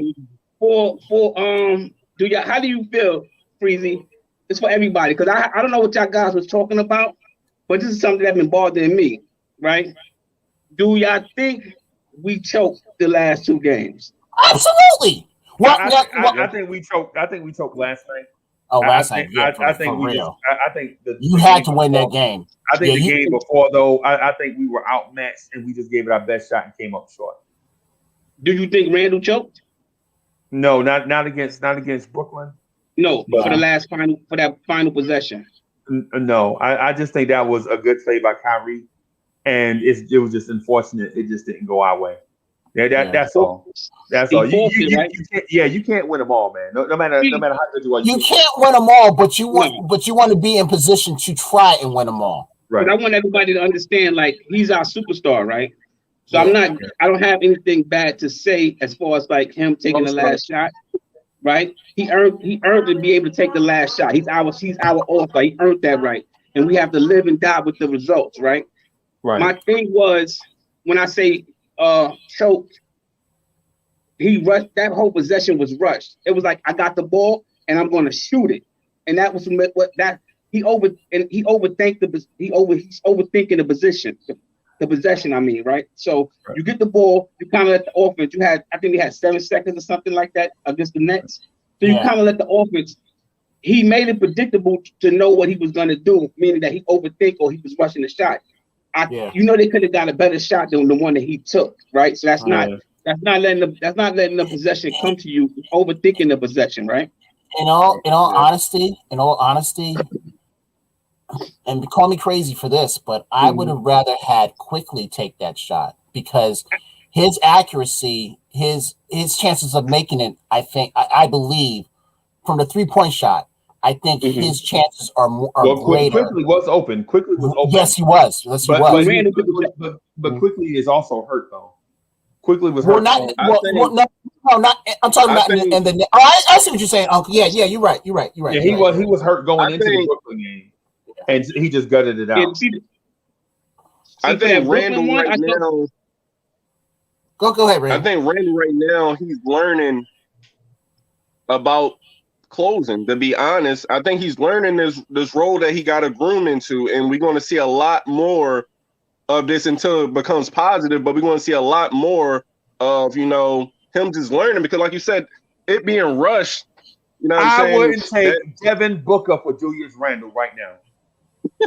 No, I'm just saying, first of all, D Books is a closer. So let's not get that confused.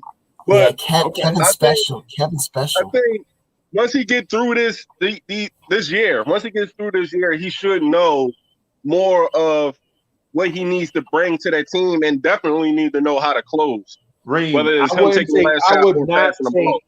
I would not take Bradley Beal straight up for Julius Randle right now. I wouldn't. Oh, well. It's not a good trade. I would not take Trae Young for Julius Randle straight up right now. Of course, I wouldn't either. Those are not good trades. Yeah, those are not good trades at all. Hey, money making Mitch. Mm-hmm. Let me tell you. I would not take Donovan Mitchell for Julius Randle right now. You would not? No. Hey, let's talk some real stuff here. I want Burks out of here. I want Burks out of here. I want Bullock out of here. I would not take Ben Simmons for Randle right now. And you know, even last night game, right, Kev? Yeah. Y'all watching the game, right? We had the chance to tie the game, right? Even that last possession. See, my thing is not to overrush, not to overthink it. Just let the game come. You see what I'm, you know, so even when Reem is saying that, you know, Randle, he's learning. And I think the more times we be in that position, we'll learn more as a team. So I'm okay with the results, right? I'm okay with them taking the shot and missing the shot, okay? But I don't want you to take a bad shot. So quickly took a bad shot, right? Right, that was a bad shot that quickly took, right? Reggie Bullock stepping out of bounds. Come on, dog. Out of bounds, not knowing where you at on the floor. See, that's what I mean by rushing the possession. You know? Yeah. Because he didn't have to. He didn't have to shoot the ball. You had 8 seconds left on the clock. You see, so that's what I mean by, you know, that's my redemption of choking, because it's them rushing, speeding up. They working faster than what they need to be working, and that's your mind is not playing basketball. It's confused at that time. You know, I agree, and I definitely agree with you. You know, as far as choking, because for me, any games that come to a game-winning shot, a game-winning possession, if you're not successful, or like you said, if you do the rookie mistakes, rushing, not knowing where you're at on the floor, or stuff like that, you're definitely choking. I mean, it's no other way around that. I mean, I can see if you took a good shot and you missed, that's not considered a choke, but the rookie mistakes, come on, bro. And you're a pro since what, 2016, 2017? You live with the mistake. Yeah, you live with the mistake. If it's a good shot and you miss, you live with it. You know what I mean? It was times on against Brooklyn that, you know, them guys took good shots and they missed the shot. You know what I mean? Like, you know, you got to give credit where credit is due. It's a lot of in and out. Even when Burks was missing them threes. Them threes was going in, and I'm like, oh, you got to be kidding me. You know? So those kind of shots is, you know, a good shot, and then you know when somebody takes a bad shot. You know when IQ comes down and he takes a 3-pointer off of one leg. You can see that. Right. With 18 seconds left on the shot clock. Exactly. That's a bad shot. That's a bad shot. Your feet not set. Your feet is not set, and you taking a 3-pointer off of one leg. That's a bad shot. You know, Burks did that last night. He took a bad shot when he didn't have to take that kind of shot. You understand what I'm saying? Yo, can we give a shout out to RJ Barrett too? Freezy, we got to give a shout out to RJ Barrett. Even though he had a little mixed game last night, but I'm watching the game last night, and I'm seeing our star grow right before our eyes. I'm telling you. Do y'all realize that when it came time when we needed stops, how he guarded Ben Simmons? He had to guard Tobias Harris. And when he slowed down Curry, they put Curry on him. You see what I'm saying? So he out there guarding he was out there guarding all in positions, and nobody talked about that last night. That's why. So people in the chat think I'm trolling, but I'm telling you, I would not trade. So the people that I mentioned, so you know, I do this thing carefully. I do this thing carefully, right? To see if I can get people to fall into the trap, and they fall into it. Like I said, I would not trade Julius Randle straight up for Bradley Beal. And everybody's like, "Wow, man, you got to take Bradley Beal." Well, if you take Bradley Beal, what do you do with RJ Barrett? I said if you had a good reserve, you would take Bradley Beal. No, not you. I'm talking about in the chat. I'm talking about people in the Oh, chat. okay. So what I'm saying is I would rather be patient and let RJ Barrett continue to grow like those other players that I mentioned, like they grew, right? That's why I said I wouldn't trade Julius Randle for Devin Booker because I feel like RJ Barrett eventually will be better than Devin Booker. And his career arc is pointing in that direction. Because since January 15th, who has the higher 3-point field goal percentage? Devin Booker or RJ Barrett? And off the top of the dome, people will say, it's Devin Booker. No, it's RJ Barrett by 10 percentage points. Think about what Devin Booker said. taking more shots. He may take more shots. But you can't blame RJ Barrett for the Knicks' pace of play. RJ Barrett plays within the offense, right? Yeah, I agree. Just because one team plays at a higher tempo and takes more shots doesn't mean that a player in a slower tempo taking less shots would not be as effective. It's like the Tyrese Halliburton, Emmanuel Quickly argument and LaMelo Ball argument. People think that Emmanuel Quickly is not as good as LaMelo Ball and Tyrese Halliburton because his numbers are not the same as those guys. But when you look He's not though. But hear me out though. The pace of play suggests that those guys get more opportunities to put shots up, grab more rebounds because there are more misses because the pace is faster than Emmanuel Quickly, who plays 19 minutes a game, coming off the bench in the slowest pace in the NBA. But the play style is totally different, though. Play styles are totally different.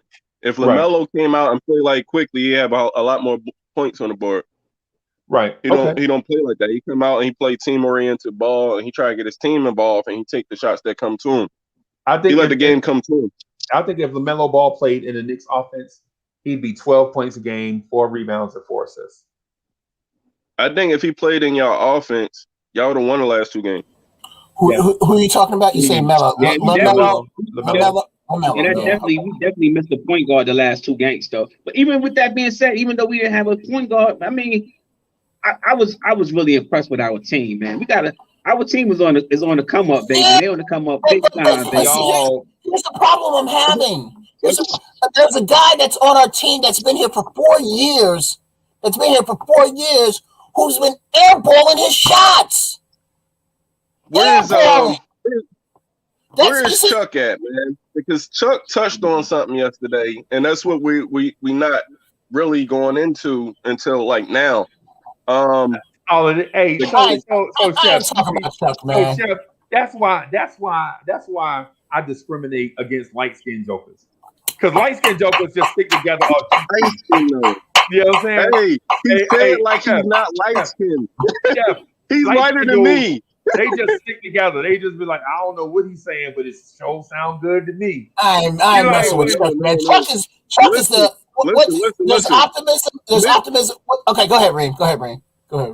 Listen, Mitch just said the same thing without all the feedback that I gave y'all about yesterday. Y'all was missing your point guard for the past 2 games. If y'all had a point guard, just a point guard, I mean like a Rondo, they ain't got to come out and score a bunch of buckets. Just a Rondo that can facilitate and create shots for his team. Y'all win the last 2 games. And settle the offense down. Yeah, if you got somebody coming out and like Chuck said yesterday, giving out frank assists, these people are just getting open. You just getting them the ball. You're not creating for nobody on the team. Okay, I never understood what he said about that. All right, so those are frank assists. Okay, I never knew understood what he was talking about. Yeah, that. Okay. Frank assists basically mean these people got open. You passed the ball, or you got caught. You got stuck yourself, and you just passed the ball because they open. Okay. These is like, oh my God. I come up the court, my man right in front of me. I can't get by my man. I got somebody on the wing. I pass it to him. You see what I'm saying? That's a those are Alfred Payton assists. Those are Alfred Payton assists. A lot of the problems last night. Alfred got better effort than that. No, man. He got better effort than that. No, man. Y'all seen what they did last night, right? So last night, he rolled back. When they realized we didn't have a point guard, they stuck Ben Simmons on whoever was bringing the ball up. Y'all seen what was going on. So when they left Burks in the game they had Simmons guarded him. You see what I'm saying? So we had trouble just getting the ball over half court. We had trouble just getting the ball over half court last night. We were lucky because when Simmons was sticking RJ, when RJ was bringing it up, they could have called us for a backcourt violation. Yeah. They could have called us for a backcourt violation. So yeah. So hey, have y'all? Look, hey, but no lie. RJ Barrett's handles are vastly improved from last year. Have y'all? Oh, please. Have y'all? He's added, and so Chuck B was like, man, he's too stiff. He like a board. And that's what I'm talking about with Chuck. And that's the reason why, Reem, that I can't take anything that Chuck be saying, because he is so negative. He is so negative. Am I wrong, guys? Am I wrong? It depends on the situation. I don't want to talk about him because he ain't here. Because look, if you call him out, I like to talk that noise. I want to come on. Come on the stream. Come on the stream. Come on. Because I have Chuck agree with things that I said, so I can't always assess that, Kev. Man, I look at him like, has he ever admitted when he's wrong? Has he ever admitted when he's wrong? I've heard Uncle Freeze admit when he's wrong. He'd agree. Huh? He'd agree. He agree. Man. Come on the stream, Chuck. Come on the stream. Come on in. Come on, Cletus. We're going to rip back. Come on down. But Kevin Freeze, I mean, I'm watching the game last night, man, and I'm telling you, because we be in the chat. Y'all know we be in the chat, right? So it'd be me, Ron, Tim, Delino, there'll be a whole bunch of us, and we all just be talking while the game is going on. And I would just and marvel at the fact of I'm watching RJ Barrett last night, and I'm just seeing his growth, and it looked so nice, Kev. It looked so nice. Young fella. Don't it. Man, and it's like he's our player. He's our player. He's ours. Yes. He's ours.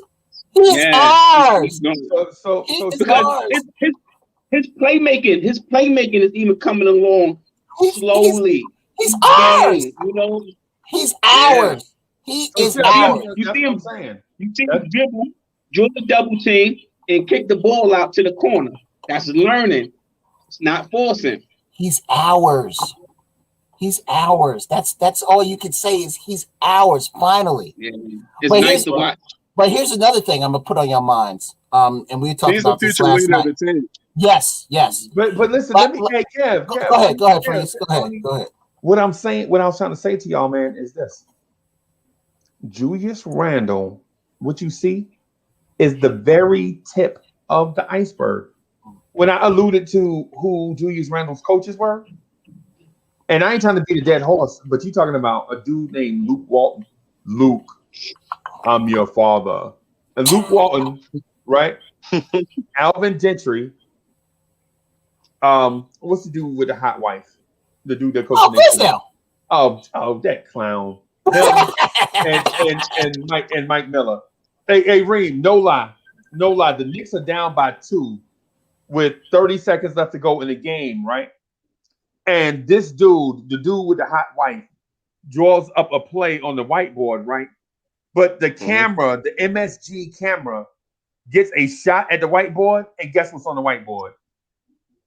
This mofo wrote the word together on the whiteboard. We need a play, and he wrote the word together.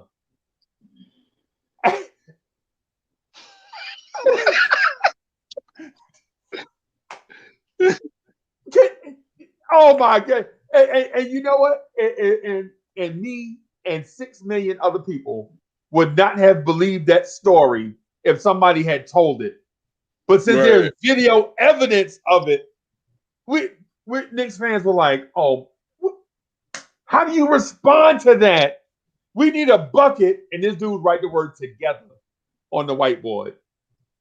If y'all had roles in Quickly's place, y'all win the last 2 games. Yeah, I can agree with that. But what I also want you to know is that Emmanuel Quickly is learning how to play point guard through a trial by fire, right? And so a lot of people don't think he's going to be a point guard, right? I remember. I don't even think he's trying to play point guard though. I'm telling you, he's coming in and a 2 guard and a point guard spot. He's doing what Iverson did. No, man, I'm telling you, the dude, dog. I watched Just Steph not playing up Curry. to Iverson's level. I watched Steph Curry at Davidson, right? Steph Curry. The only reason why Steph Curry was a point guard at Davidson is because he was not 6'3", 6'4", 6'5". Undersized. Yes, so they had him play point guard, and guess what he did? Mm-hmm. Played a shooting guard. All he did was shoot at Davidson. You don't remember him facilitating at Davidson. And you know what? And Dame Lillard was 6 foot tall at Weber State, right? The only reason why Damian Lillard was not a shooting guard at Weber State is because at 6 foot tall, you can't be. They have to play him at point guard, and he had superior handles, right? His handles were superior, right? That's why he played point guard at Weber State. Curry is not a facilitator, though. He's not. Wait a minute, Reem. Don't go down this road. Let's change the subject. He not. Let's talk about how was breakfast? What'd you have for breakfast? A shake. You had a shake. Breakfast. Okay. Yeah. Okay.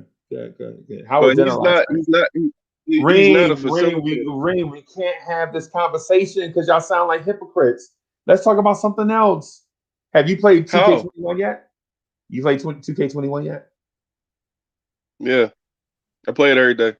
Okay, every other day. Get them skills up, man, because I don't want to watch you. Right when we meet up, I don't want to watch you. You notice how I'm trying to change the subject, right? I see that, but you tell me this. Tell me this. If he's a facilitator, why aren't they winning the game? Why we blow him out like that? Why my Lakers do him like that? So first of all, Steph Curry. How much assists he average? Steph Curry is the greatest point guard to ever breathe breath. Period. Right? Steph Curry. Lies. Steph Curry. Steph Curry. Right? Is the greatest point guard to ever breathe breath. Right? Who do he create for? Bro, it don't matter. It don't matter. Steph is not a facilitator, man. Tell me who he create for. Klay Thompson is more a facilitator than Steph is.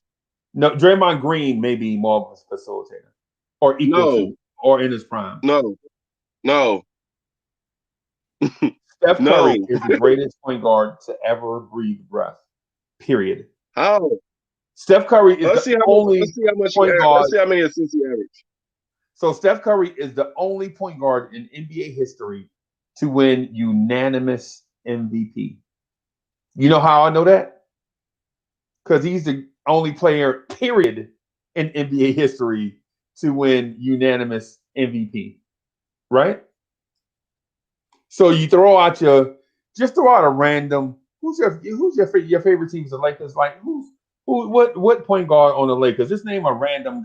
Like Maurice Cheeks is not better than Steph Curry, right? John Stockton is not better than Steph Curry. Isaiah Thomas is not better. You're talking blasphemy now, yo. You're talking blasphemy. See, I think y'all take that he can shoot better than most. Like he probably one of the best ever to shoot the ball from the point guard's perspective, and run with that. But far as a facilitating point guard, that is not Steph Curry. He is the greatest point guard. I'm gonna tell you this. Let me tell you this. Why do Steph Curry shoot so well? Answer that. Because it's a natural thing for him. No. It's like saying, how come Michael Jordan can hang in the air for so long? No, I saw Michael Jordan jump in the air and make a sandwich while he in the air. Chef, is it difficult making gourmet sandwiches?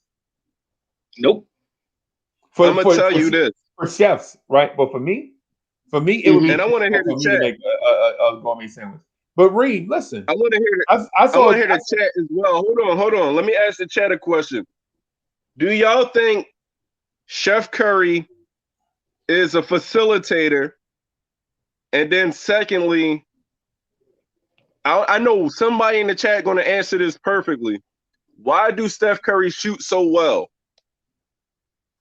And I want to see what the chat says. The reason why he shoots, I know the answer. I don't want to tell anybody till they come up with. How you gonna ask me a question? You already answered it. How you gonna ask me a question? You already answered it. So here's here's my legit answer for it. Here's my legit answer for it. It's because Steph Curry, Wardell Stephen Curry Jr. is a flat out baby-faced assassin. He smiles, he has a baby face, but in his chest, his heart is black and cold. It's a dungeon in there. Like, he legit don't care about destroying you. I remember watching Mike Breen. You know Mike Breen, the famous announcer, does the ABC games, right? With Mark Jackson and whoever, right? You know he belongs to us. He's a Knicks announcer. He's a Knicks full-time announcer, right? I saw him call a game in Oklahoma City, right, where Westbrook was dominating, and then Westbrook slapped Steph Curry on the wrist, and Steph Curry fell to the ground, and Westbrook looked down at Curry and turned around and walked away. And the look in Steph Curry's face, you knew that Russell Westbrook was legit about to get 40 straight points put on him. And guess what happened? Steph Curry legit ISO'd Russell Westbrook until KD had tears in his eyes. KD was like, why can't you stop him? And they come down, right? They come down in a tie game. Russell Westbrook hits this clutch shot in the tie game, right? And there's 5 seconds left on the clock, right? And they think, and the Thunder think that Steph is going to dribble across half and call a timeout, right? So Steph races down, right? Races across half and pulls up on Russell Westbrook.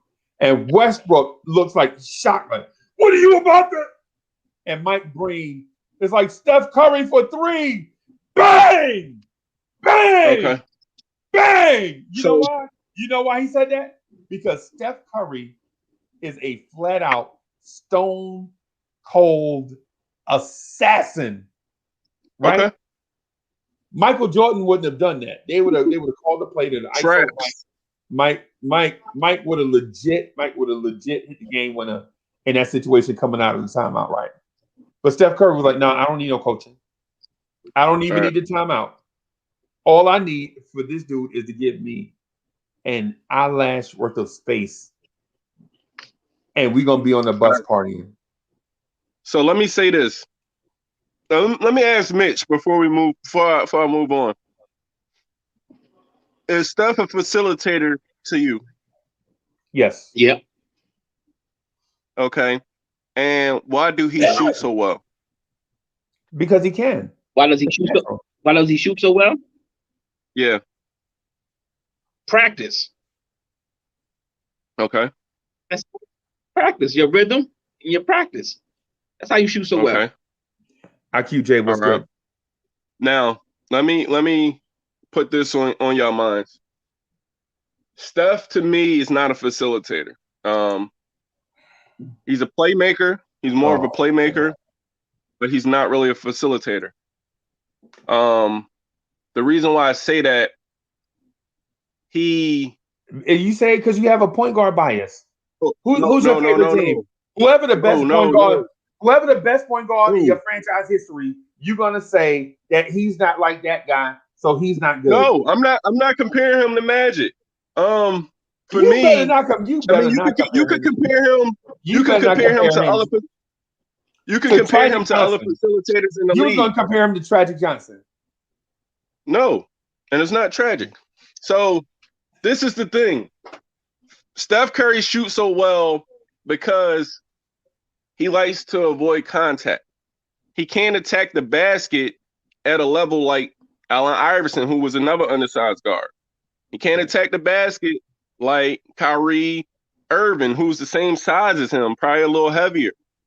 He can't attack the basket like that. So that's why he shoots so well. He worked, like you said, he worked and he practiced on that shot so he would be a better threat from deep than going inside and getting that contact.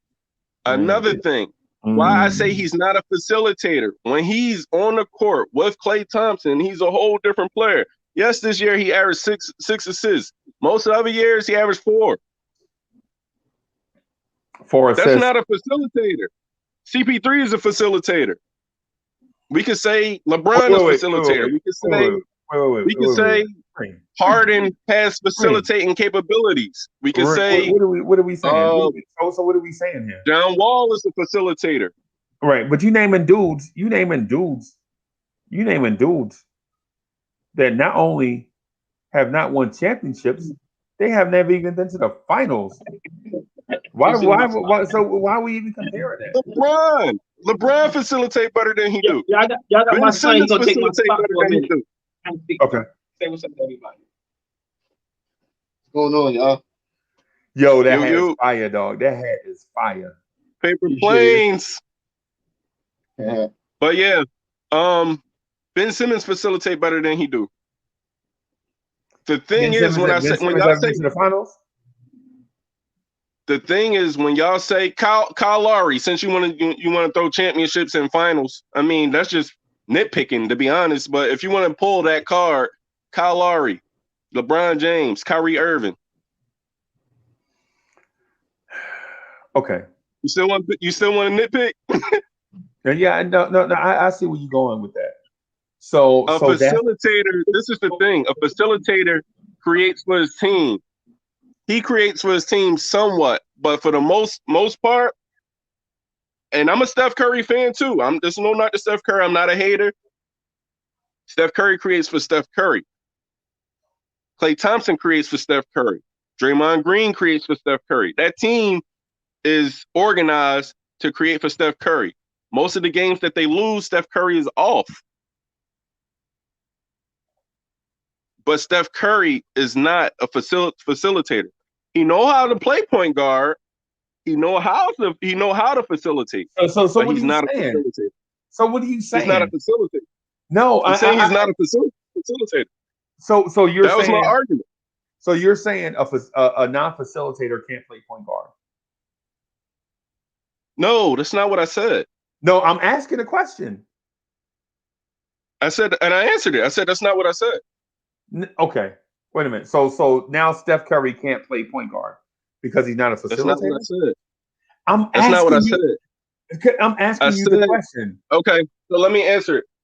I said Steph Curry know how to play point guard and he know how to facilitate, but he is not a facilitator because he creates for himself.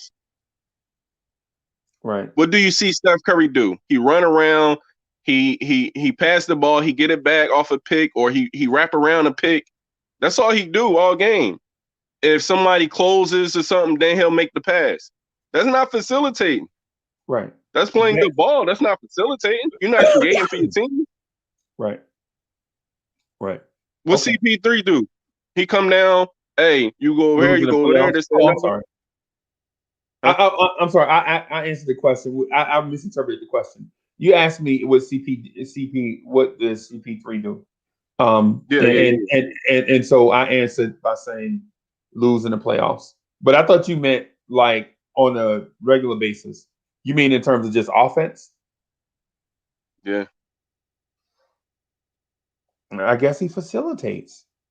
Let me answer some of these chats. Reema's dying on a hill. Steph be laying cats up. All right. Steph do be laying cats up. I give him that. But 9 times out of 10, is his opposing player guarding him when he laying them up? 9 times out of 10. Did you see? Did you see he create mismatches all the time. He broke Chris Paul's ankles. He broke Chris Paul's ankles. Bro. I mean, come on. He did. I don't knock him for that. But this is a seasoned Chris Paul. Could he do that when he first came in the league? No. Could he do that if they came at the same time? Because Chris Paul was raising hell when he first came in the league. Yeah. Yeah. I can Handles see and that. everything. He's just older. He's slower now. He still got it. He's just slower. He's Okay. seasoned. So this is so let me say this, and the reason why I want to say this is because I want to put things in a certain light, or paint this picture in a certain light, right? So Hmm. my deal is, I think Emmanuel quickly is going down that road. He is on that highway of becoming a player like Steph Curry and Damian Lillard, right? And so Damian Lillard is a shooter and facilitator, right? Like a Trey Young. But That's a fact. to me, Trey Young is an elite passer and a good shooter, where Lillard is a great shooter and a good passer, right? Yeah, I see that. But my thing is with the Lillard and Steph comparisons to Emmanuel quickly is, those dudes played point guard at a low level before coming to the NBA, right? One dude played Okay. point guard at a school called Weber State. If me and you got, if You're not me and gonna let you, that go. and if me and you got in a car right now, and I had you drive me to Weber State, I would spend $10,000 in gas, because we would be lost for at least 4 months trying to find Weber State, right? The other dude, the other dude, Steph Curry, played point guard at a school named Davidson, right? Who never had a program before Steph Curry. And guess what? They don't have a program after Steph Curry, right? You know what I'm saying? So Hmm. they were only on the map because of Steph Curry, the Steph Curry he is, right? So Yeah. what I'm telling you is that while we say, oh, these dudes have these natural point guard instincts and blah blah blah, no, they didn't. These dudes played point guard because they were undersized to play other positions, right? Meanwhile, True. Emmanuel quickly was a high school point guard who moved off ball at a blue blood, because a a 5-star recruit came in, Ashton Hagans. So they were. So think about this. Think about this lineage: De'Aaron Fox, Shea Gilgeous-Alexander, Ashton Hagans, Malik Monk, who's the other? Hamadou Diallo, um, Tyrese Maxey, and Emmanuel quickly. Think about that lineage, right? Think about all these dudes, all these guards that are playing on the ball at Kentucky, right? Okay. So they say, listen, just play off ball. That way you can get on the floor. You play off ball, you'll get on the floor, right? Before COVID Mhm. hit last year, before COVID hit last year, they were gonna start Emmanuel quickly at point, and Tyrese Maxey was gonna be the shooting guard, right? Yeah. Right. So, but what happened is COVID hit, and we never got the opportunity to see it because Ashton Hagans was struggling, right? Right. So now we get in a situation where we're like, man, this dude don't have natural point guard instincts. No, man. The dude just needs time to get adjusted in the NBA to the speed of the game. Just give the dude some time. Like, people think just because you have point guard by your name means you're gonna come in and be LaMelo Ball immediately. No, man. No. No. You got to And give that's these.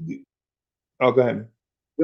that's one of the things me and you was already talking about. Like, you got to give some people breathing room. They have to make those mistakes, you know what I'm saying, stuff like that, and learn from it. And then they also need to learn the tempo along with their game and with the franchise. What the franchise need, the tempo of the NBA and playing against um other professionals at your position, especially Right. experienced professionals. And Right. then um like I said, he really got robbed out of a growing situation with the COVID-19. Right. He could have grew that year with Kentucky, but And he didn't have the going opportunity. into the tournament, yeah, going into March Madness, he could have proved how he can play point guard Yeah, against the best teams in the country. But yeah, it happened. There's nothing you can do about that. Here we are today. right? So Yeah. splash and dash is real. Splash and dash Hey, is real. hold on. Let's see what's going on in the chat. Guys, I see app says some of y'all delusional. You can't compare different generations. Where Curry can run around screens. So this is the thing. They saying Curry is the greatest shooter, and that's arguably. Right. When you got people like Bird, Reggie Miller, you got other great Jerry shooters, Ray West. Allen, Jerry West. West. Yeah, Jerry West, definitely. Like I said, Ray Allen, you got other great shooters. The difference, I'm gonna tell y'all the difference between these players and Steph Curry was the generational gap. It was harder basketball back then. Right. And a lot of these players, you know what I'm saying, they could create their own shot. Right. I think Curry can create his own shot, but he just do a lot off picks, which is why we always have that argument on him being able to create for himself. He always running around picks. He always getting a pick, or he always, if he do take a shot, is on a mismatch unless he's just feeling hot. So with a lot of that happening, you know, when he do create for himself, it gets kind of brushed under the rug because he does the pick and roll and the pick and switch a lot more than creating for himself. I think he's fully capable, but I think he got to believe that he's capable. But yeah, he's definitely one of the greatest shooters, and it could be arguable that he's the best once his career comes to an end. Right. I think far as a shooter with the whole package, I still give it to Larry Legend. Larry Legend, offense, defense. He could close. He He could pass. He could bring the ball up. He could play off ball. I mean, anything you wanted, you got it with him. So I still got Larry.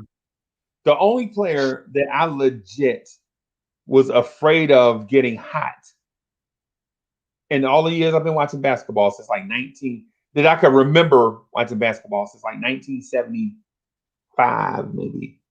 Since like 1975, right? Is Larry Bird. Larry Bird was the only player I legit was afraid of. If they got hot, it's over. Over. And I'm talking about I watched the Bob McAdoo's, I watched the Alex Englishes, you know what I'm saying? I watched all the scoring machines, you know what I'm saying? I watched some of David Thompson late in his career. I kind of still didn't, still kind of young. Scott Walker. Yeah, David Thompson. I watched some of his old stuff. I was a baby, or probably wasn't even born when he was playing, but I watched a lot of his old stuff on ESPN Classic. Yeah. Oh my God. So all okay. them guys I name it, I know nothing about. Oh wow. Wow. So hey, so these are 70s and 80s. When I started watching basketball, I'm going to say it was around. I'm going to say 85, right before Patrick Ewing got there to the Knicks, right? Right after Bernard King. Yeah, so I know the Bernard King because my brother, he's older than me, so he had the game on. So I would be sitting there watching the game with him. So I remember the days of Bernard King on the team. When we had Cartwright on the team, you know what I mean? That's so I remember them days from that. And then I remember we got Patrick Ewing, and then we got Gerald Wilkins, and we got Mark Jackson. So I remember all that from that point on. I remember that team. Johnny Newman. So the Larry Bird, so the Larry Bird that I know wasn't the same Larry Bird that y'all guys know. You see what I'm saying? I caught him on the tail end. So I don't know that same Larry Bird that y'all know. Right. I caught him on the tail end of when Jordan started. Yeah, I only caught it because I watched a lot of ESPN Classic. When I first started learning and playing basketball, it was probably like 95. I was about 10 years old, you know what I'm saying? 94, 95. And I was a huge fan of Penny Hardaway playing for Orlando Magic. But, but once you become a fan of anything, you kind of go back to the roots of it and learning the history of it and stuff like that. So I just followed, like I read a couple books and I started, watching ESPN Classic when that came out. and I started learning, you know, Magic Johnson and Larry Bird and all that and stuff. And a lot of them, especially like the games, it's not like a lot of people remember the big games, you know, championships or the playoffs and stuff. A lot of them games that wasn't that, man, there was a lot of hidden gems in those games. Yeah, man. Yeah. So let me acknowledge this super chat real quick. So White Falcon, thank you for the super chat. He says, Frankie, RJ Randall, Obi Mitch, let Frank and Obi grow. I'm with the Obi. I'm with Obi, but we let Frank grow. And he's in the Kevin Knox.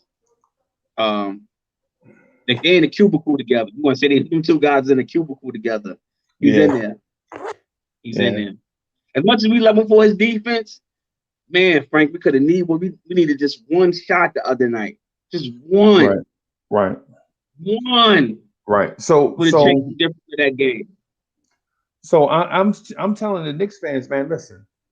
Julius Randle, you are just seeing the tip of the iceberg with Julius Randle. Okay? The tip of the iceberg with Julius Randle. Julius Randle is like Spider-Man finding out that he has superhero powers. That's where he is in this story. Right? And then we also have Splash and Dash. Splash and Dash is legit about to be something special. I think Splash and Dash has the potential, and I'm not saying realized potential, right? I'm not saying there's kinetic energy yet. I'm saying potential. They have the potential to be Steph and Clay, right? And I know that sounds like Homer talk, right?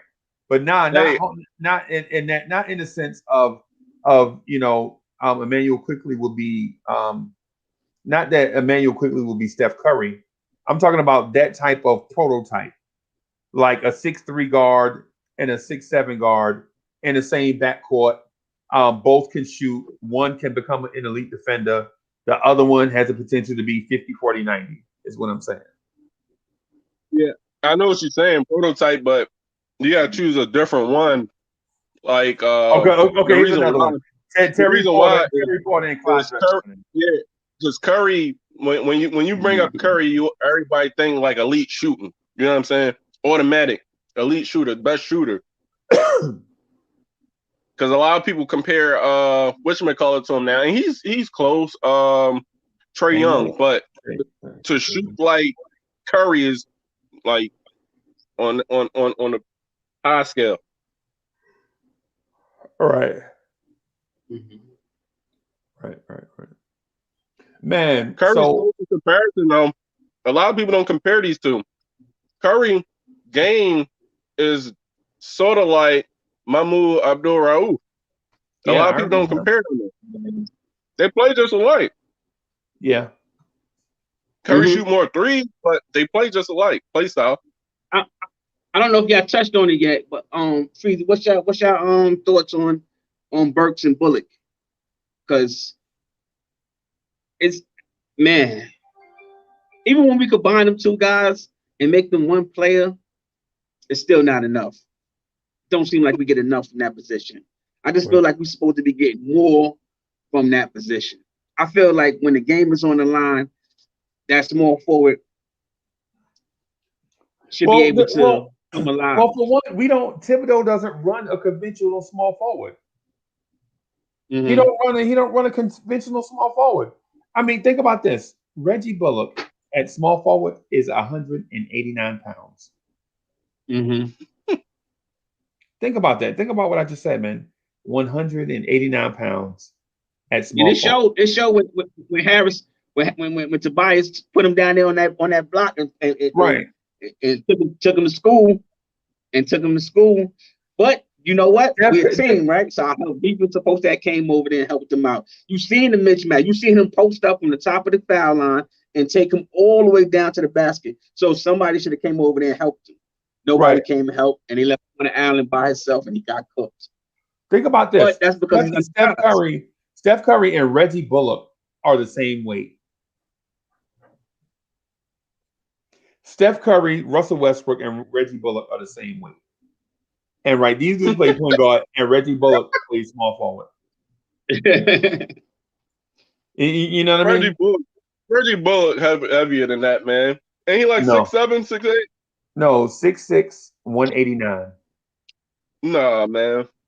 All right, I'm going to go to Basketball Reference right now. I saw that on ESPN, but I'll look it up We'll on, pull it on up. basketball. We gotta do something. I mean, even if we just trade for a 6'6", starter, 205. we keep some dudes, but man, that position hurts us, man. Because So, we And he have got like guys 6'6", that 205. last night. It's not like last night or the last two games where we playing point guard by committee. You got these two guys that's supposed to be they are small forwards, and it's just too inconsistent from that position. It was like, man, y'all had so many wide open shots that could have helped us, win the game, and y'all didn't come up big for us when we needed y'all the most.